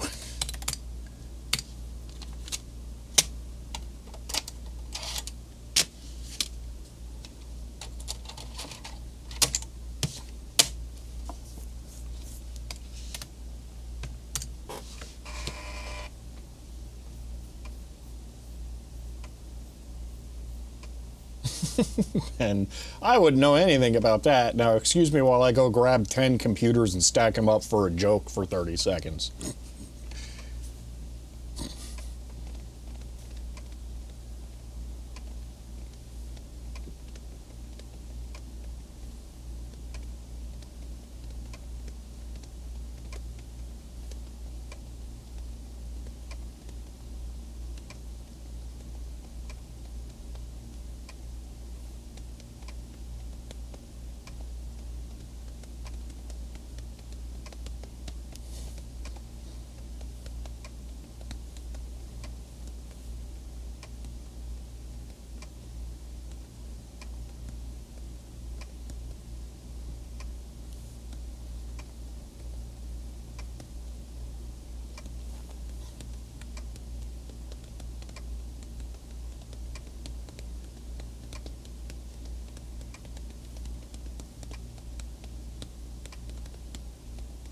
Yeah, but they go away after they're done Hellencroft. These ones stick around forever.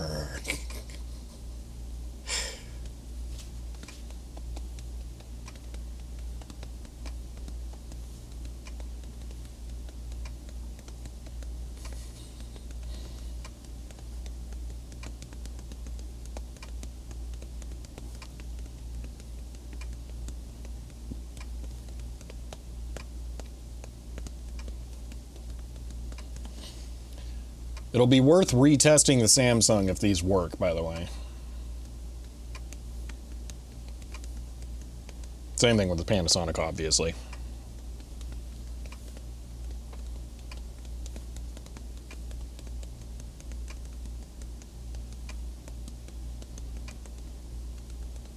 I have a Blue SCSI somewhere around here that I was sent, and I built it on stream a long time ago. That might be in the dark period of time before the VODs were being simul-streamed to YouTube. So they're harder to find. But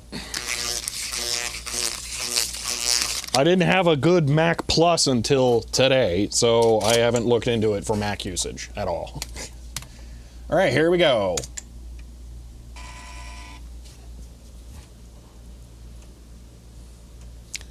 That's more what I was expecting.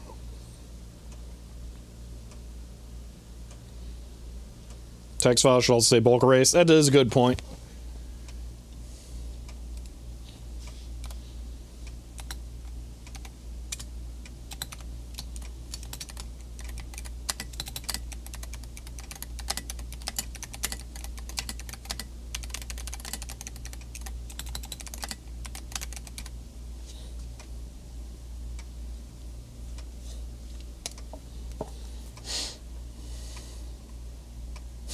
Philip.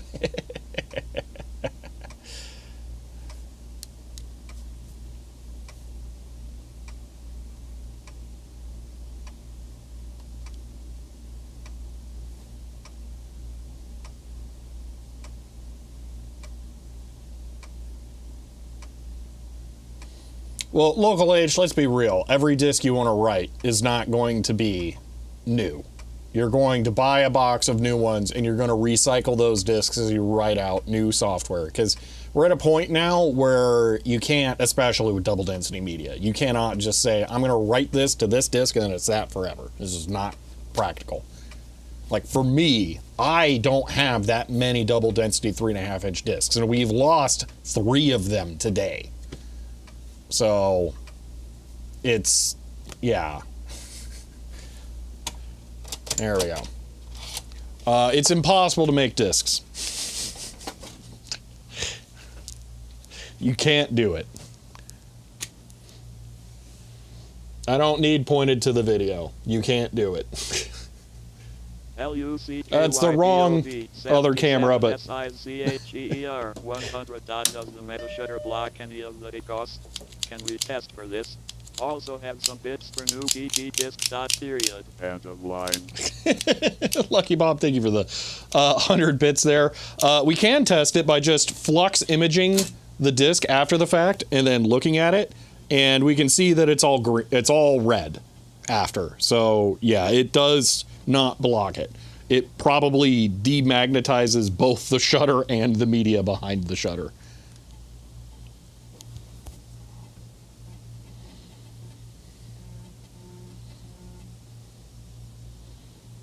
There we go. All right. So let's go back to the Samsung first.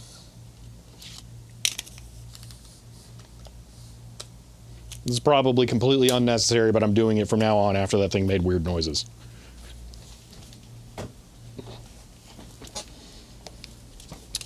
Okay.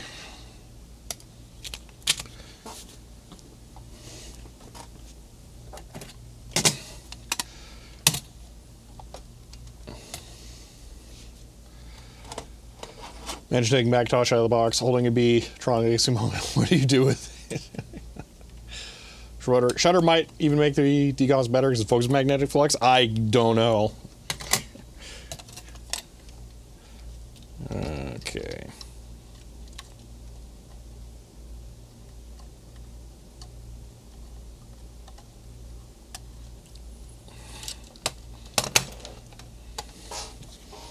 Okay, DGOS.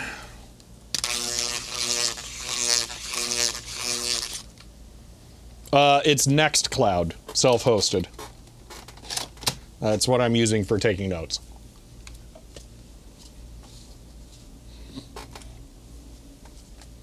Oh, you know what? I was going to run cleaning disk through this first.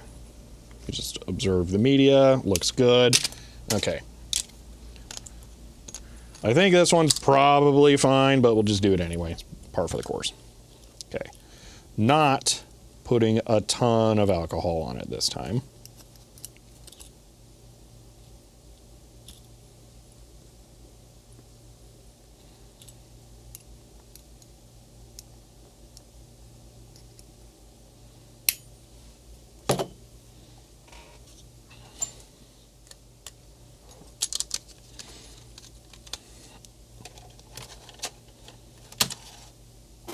Okay. Run clean. It actually grabbed it.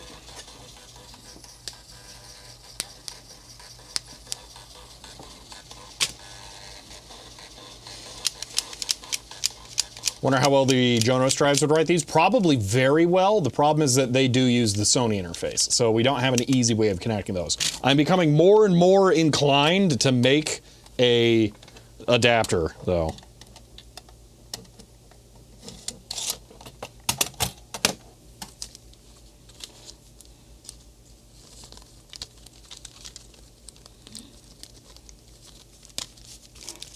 Because I think you can passively adapt the Sony floppy interface to this.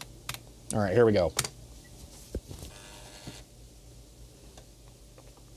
So this gave no errors in the Grease Weasel software last time and then did not work on the Mac, or at least threw errors and wanted to repair it.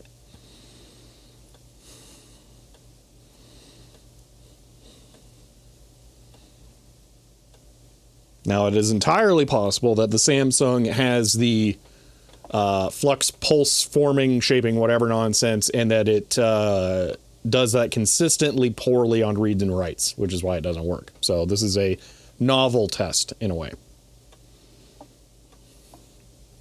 Yeah, it's most likely derived from the Shugart, just miniaturized, eliminating excessive things. Wouldn't be the first time, and it wouldn't be the last time that would happen.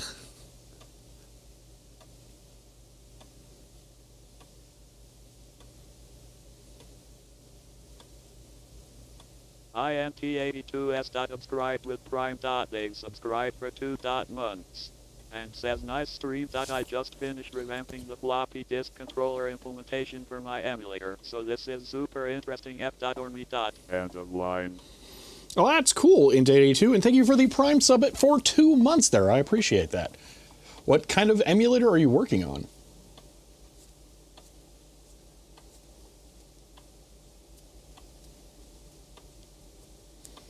Only Surly, one motor, drive selects of the 4 we have now. Less ground pins, rest is the same. That tracks. So yeah, I could make a passive adapter. Amstrad, okay. Let's go test this.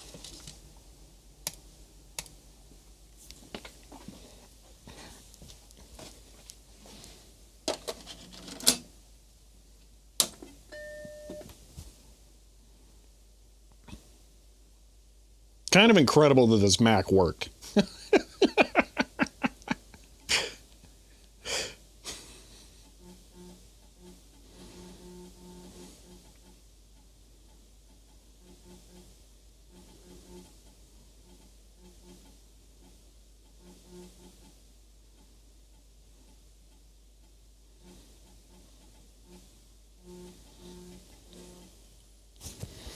Samsung passes, no errors, works fine. Better media, better results. I wonder if there could be a form of bias in that PC users are more likely to use bad media than Mac users.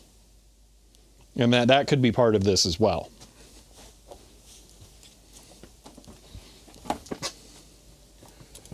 Because PC users are more likely to have, or they're more likely to use high density disks, I would say. And they're more likely to have used disks. All right, so works, just straight up works. No problems. I'm not gonna retest the Sony. But we will retest the Panasonic now. Where did it go? That's Alps. That's Yii-Data. That's a Toshiba. Where's the Panasonic? I think I put it in the wrong spot. Hold on.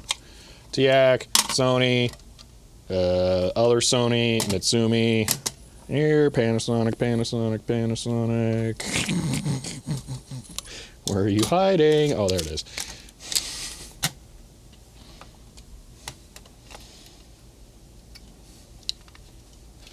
Like how this Mac thing's completely steered off into disk drive maintenance. No. That was always the goal.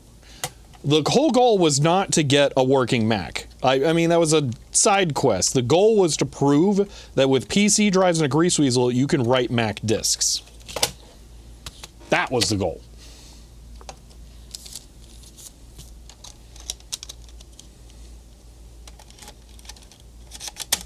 All right, I'm going to attempt to clean Panasonic. That sounds pretty good, actually. That's proven. We're getting there. I want it to be beyond a shadow of a doubt. CHER 100 a side quest, so like a tangent. End of line. Probably weren't holding it right. Chloe, thank you for the 100 bits. All right, so that cleaned much better that time. All right, I already degauzed this. If it fails, I'll degauze it again.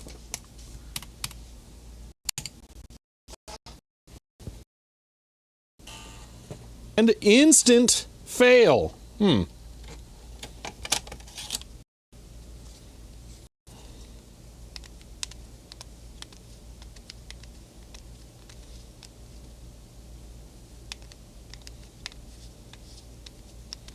No visible damage. Okay. I think this drive just straight up doesn't work. Which is interesting because I think I goes against that list that all Panasonic drives worked.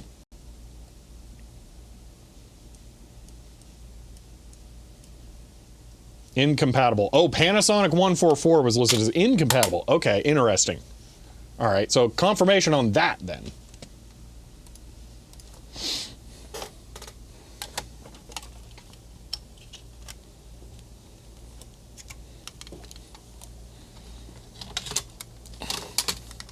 All right, I'm testing Yi data last. Also not testing the TAC that says failing on it.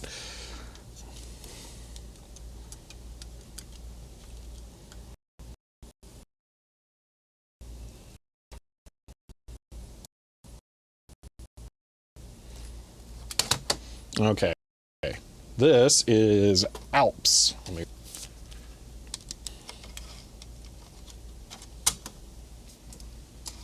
It grabbed. Let me demagnetize.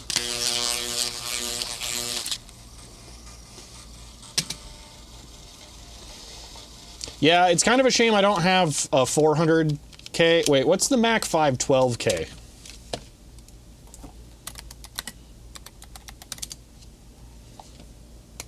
Does that have a 400K drive?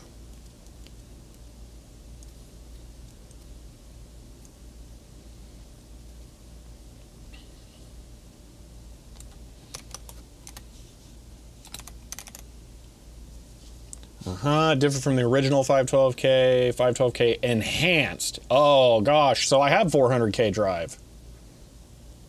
We should test that. Although it should be, it's just, they're smaller, they're physically bigger sectors, right? Oh no, it's single-sided. That's no different. That's not worth testing. All right, Alps cleaned.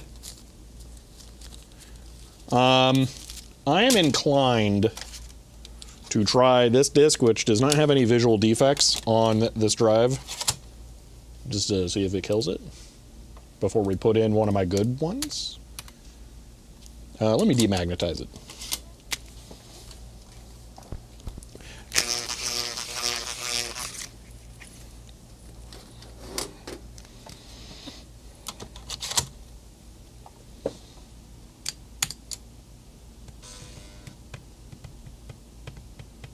Okay, now that was known bad disk. That's not to be unexpected, but I want to look at it to visually make sure that it doesn't have any physical damage, because this disk was fine before. Okay, that's fine, but it doesn't work. So now we can put the demagnetized other disk in and try that without concern.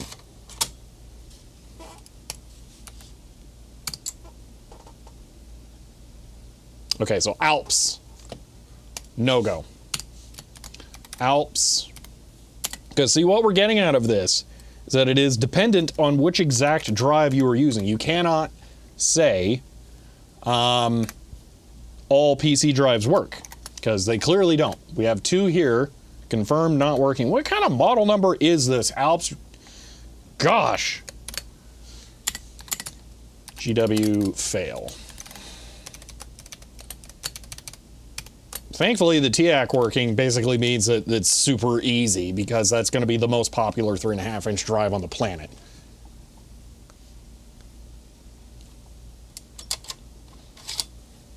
So, it's not like this is going to require special rare drives. Alright, now we're going to try whatever this is. Oh, this is the Toshiba, which we have not run at all yet.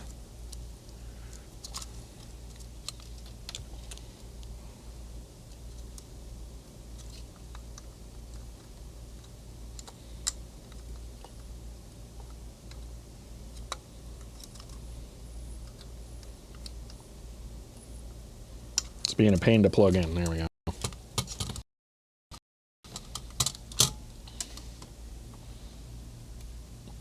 Cleaning disk. That's Nextcloud, self-hosted.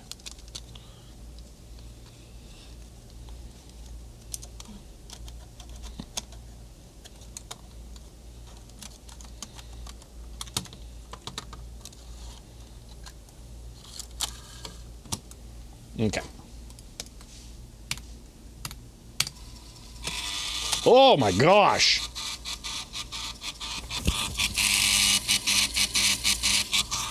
The most cataclysmic thing ever.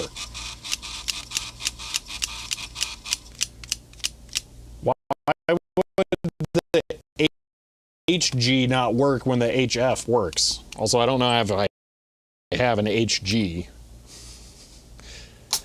You're getting real specific there. I can't just conjure every single floppy drive in existence.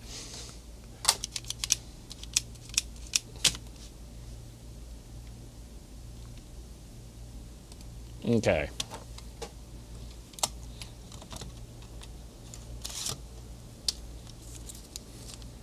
I am again putting the sacrificial disc in there first.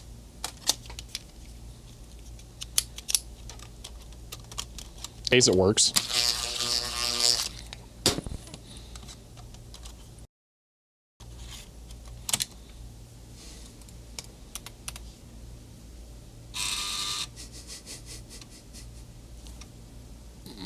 Maybe. Toshiba. And it is an ND 3561GR.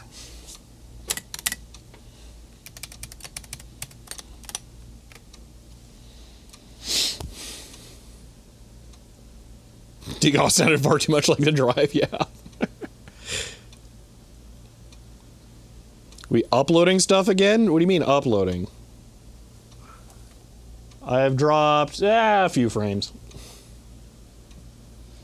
It seems more like around certain times. I'm guessing somebody like leaves work or something and maybe their phone hits a cell tower really hard. I don't know. Ah, there we go. Fail around 43. Okay. But that was the like less desirable disc. So demagnetize the other disc. Well, let me check that one for physical defects first. I think Samsung works. SLS from factory sealed new box. Whoa. All right, that looks perfect. I'm willing to put in the better disc. Let me degauss it. It hasn't been sponge Wi-Fi in a long time. This is LTE through a dedicated LTE modem.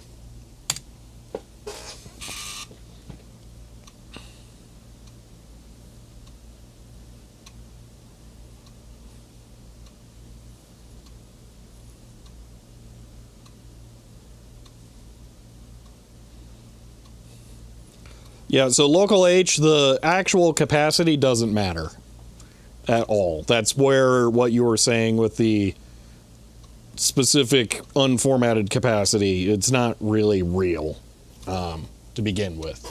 They just made it up.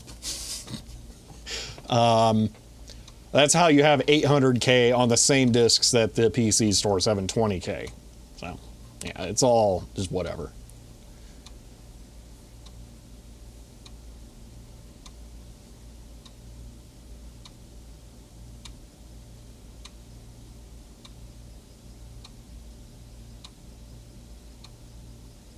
All right.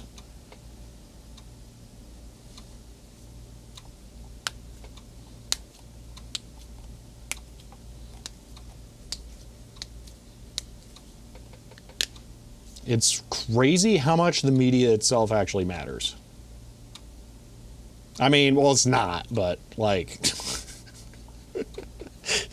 it really matters. This is hard to find.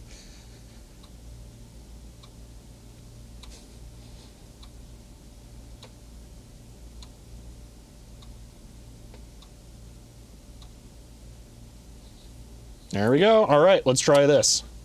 I feel like if we get like 6 different drives that work, 1, 2, 3, 4, 5, maybe 6 here, we're really going to prove that this is viable. So we'll have 2 fails. We're going to have a pretty high percentage of passing drives.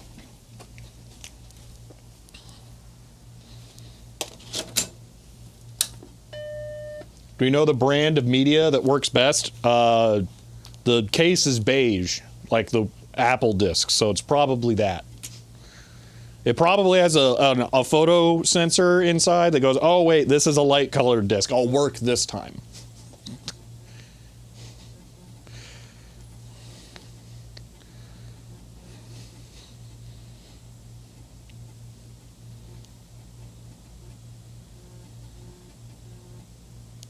Boom. All right. I'm gonna move fast here because I would like to get one more test in before we wrapped up today.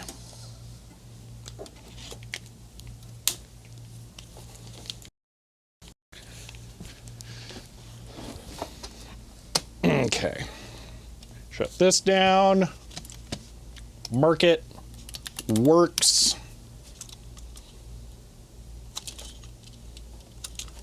Boom.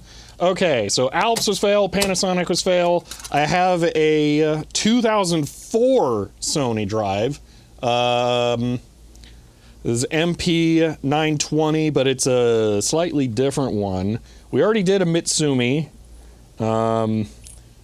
Did we do Mitsumi here? D593M3. Well, that's just slightly different variation of the same drive. So we could try the Yidata.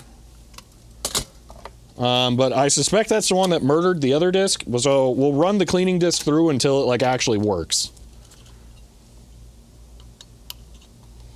Because that's the last one that's like an actually unique model.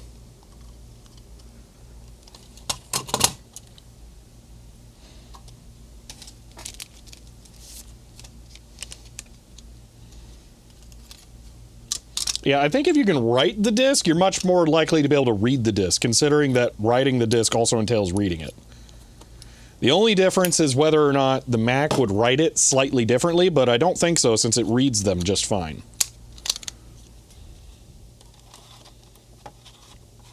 When we see it say verification failed, that's because it writes the sector, goes back again, and then reads the sector.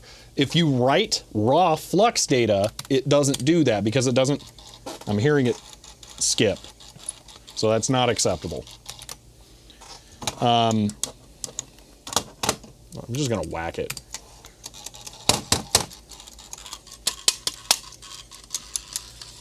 There we go. I had to pinch it.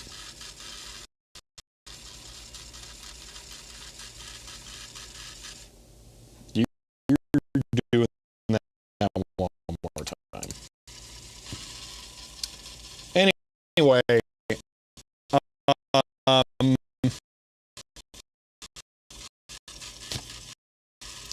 yeah, writing tests reading, or reading its own discs, which is not always going to be down to drive calibration. Cleaned. The not yet disc.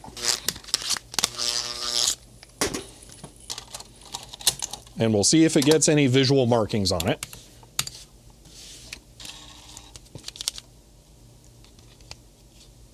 Okay.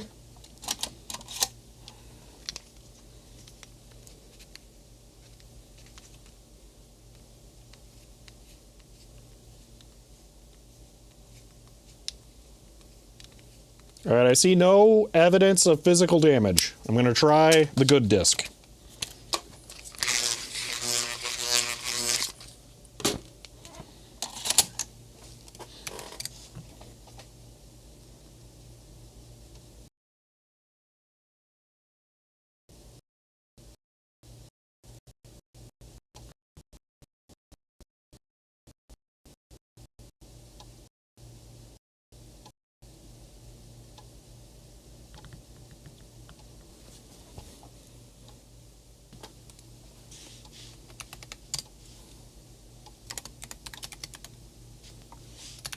And that's a GW fail on the Yidata.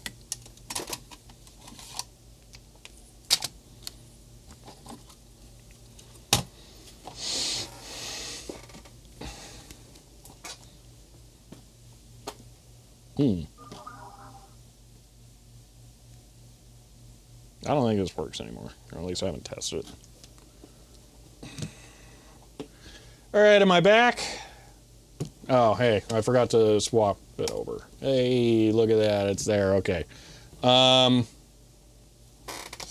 Yidata failed.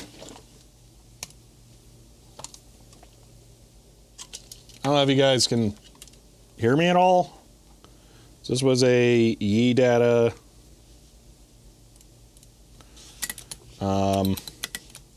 YD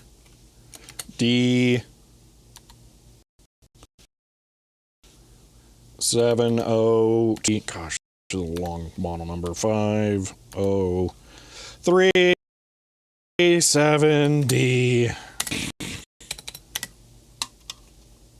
I am audible. Okay. So YeeData fail. I don't necessarily trust. You know, we're gonna try that one more time. Actually, different drive. If I have a fail and I have a secondary example of the same drive, I should try that to rule out that it was the drive itself that was bad. So we're gonna do that one more time with that Sony. Let me clean this one, and then we're gonna wrap this up. Although this one's kind of like beat up, but maybe it's fine. Off is a good sign.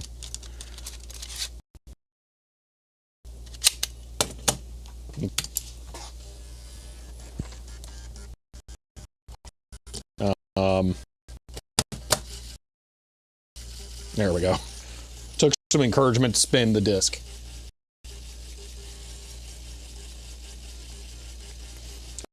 Everyone's got different ideas of how words are. It's fine.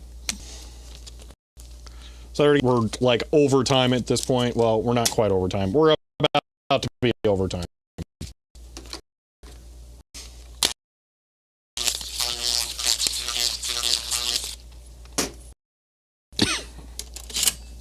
Okay, here we go.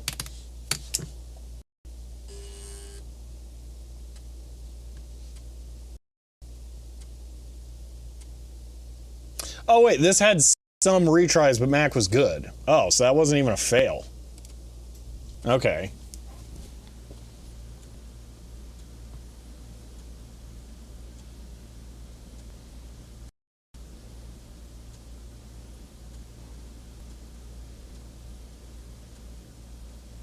Yeah, it's looking like drives either work or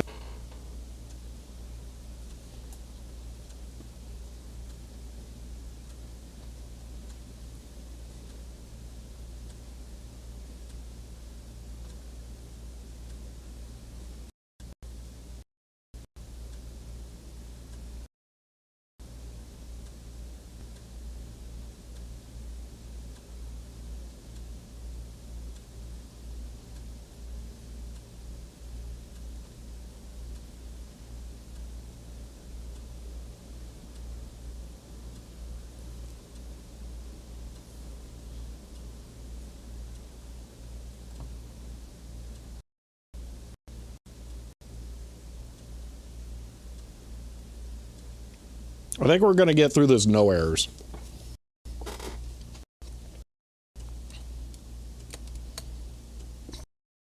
Tentatively changing this to works. Because I think it does. Yeah, 0 errors. Yeah. So I think it's just going to be down to media and the drive being compatible. Not all drives are, but a lot of the popular drives are. Which drives didn't work? Okay, so some weird Alps and the YeeData. Like, it's fine. Just get a mainstream drive and you're fine, is what it seems like. All right, let's try this, and then...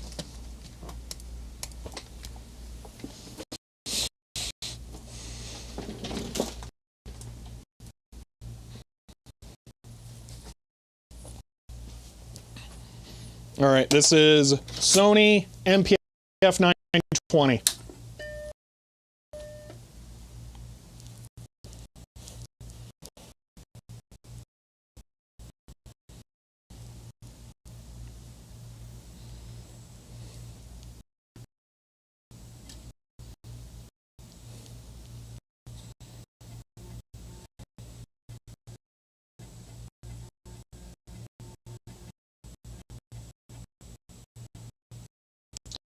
Looking good.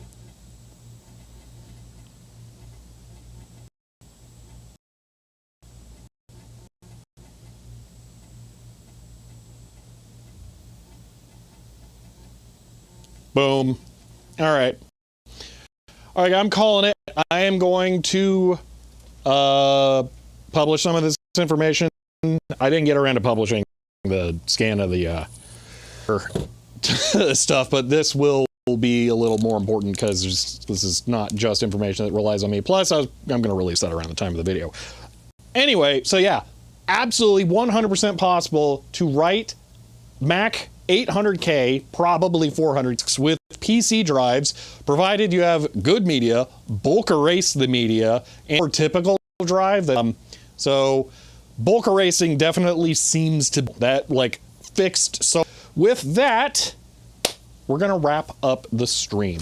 Although I am gonna shut this down and get this disk out of here first because wonky Mac stuff. Probably not an amazing idea to leave the disk in there. All right.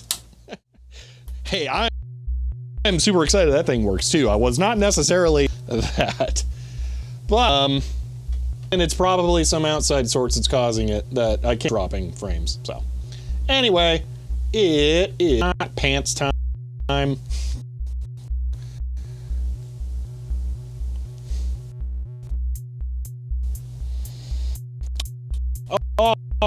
right. Well, thank you all for being here. If you were, I don't know if this is even going through or not, because it seems like it's dropped. Through. Thank you for hanging out. We made some good progress today. Figured out some useful information. So yeah, I expect bulk tape erasers to start flying off the store shelves now.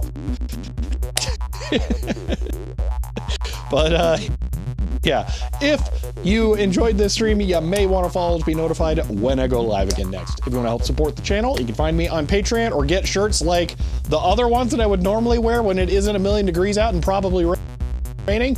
But that's it for now, and I will see you all next time.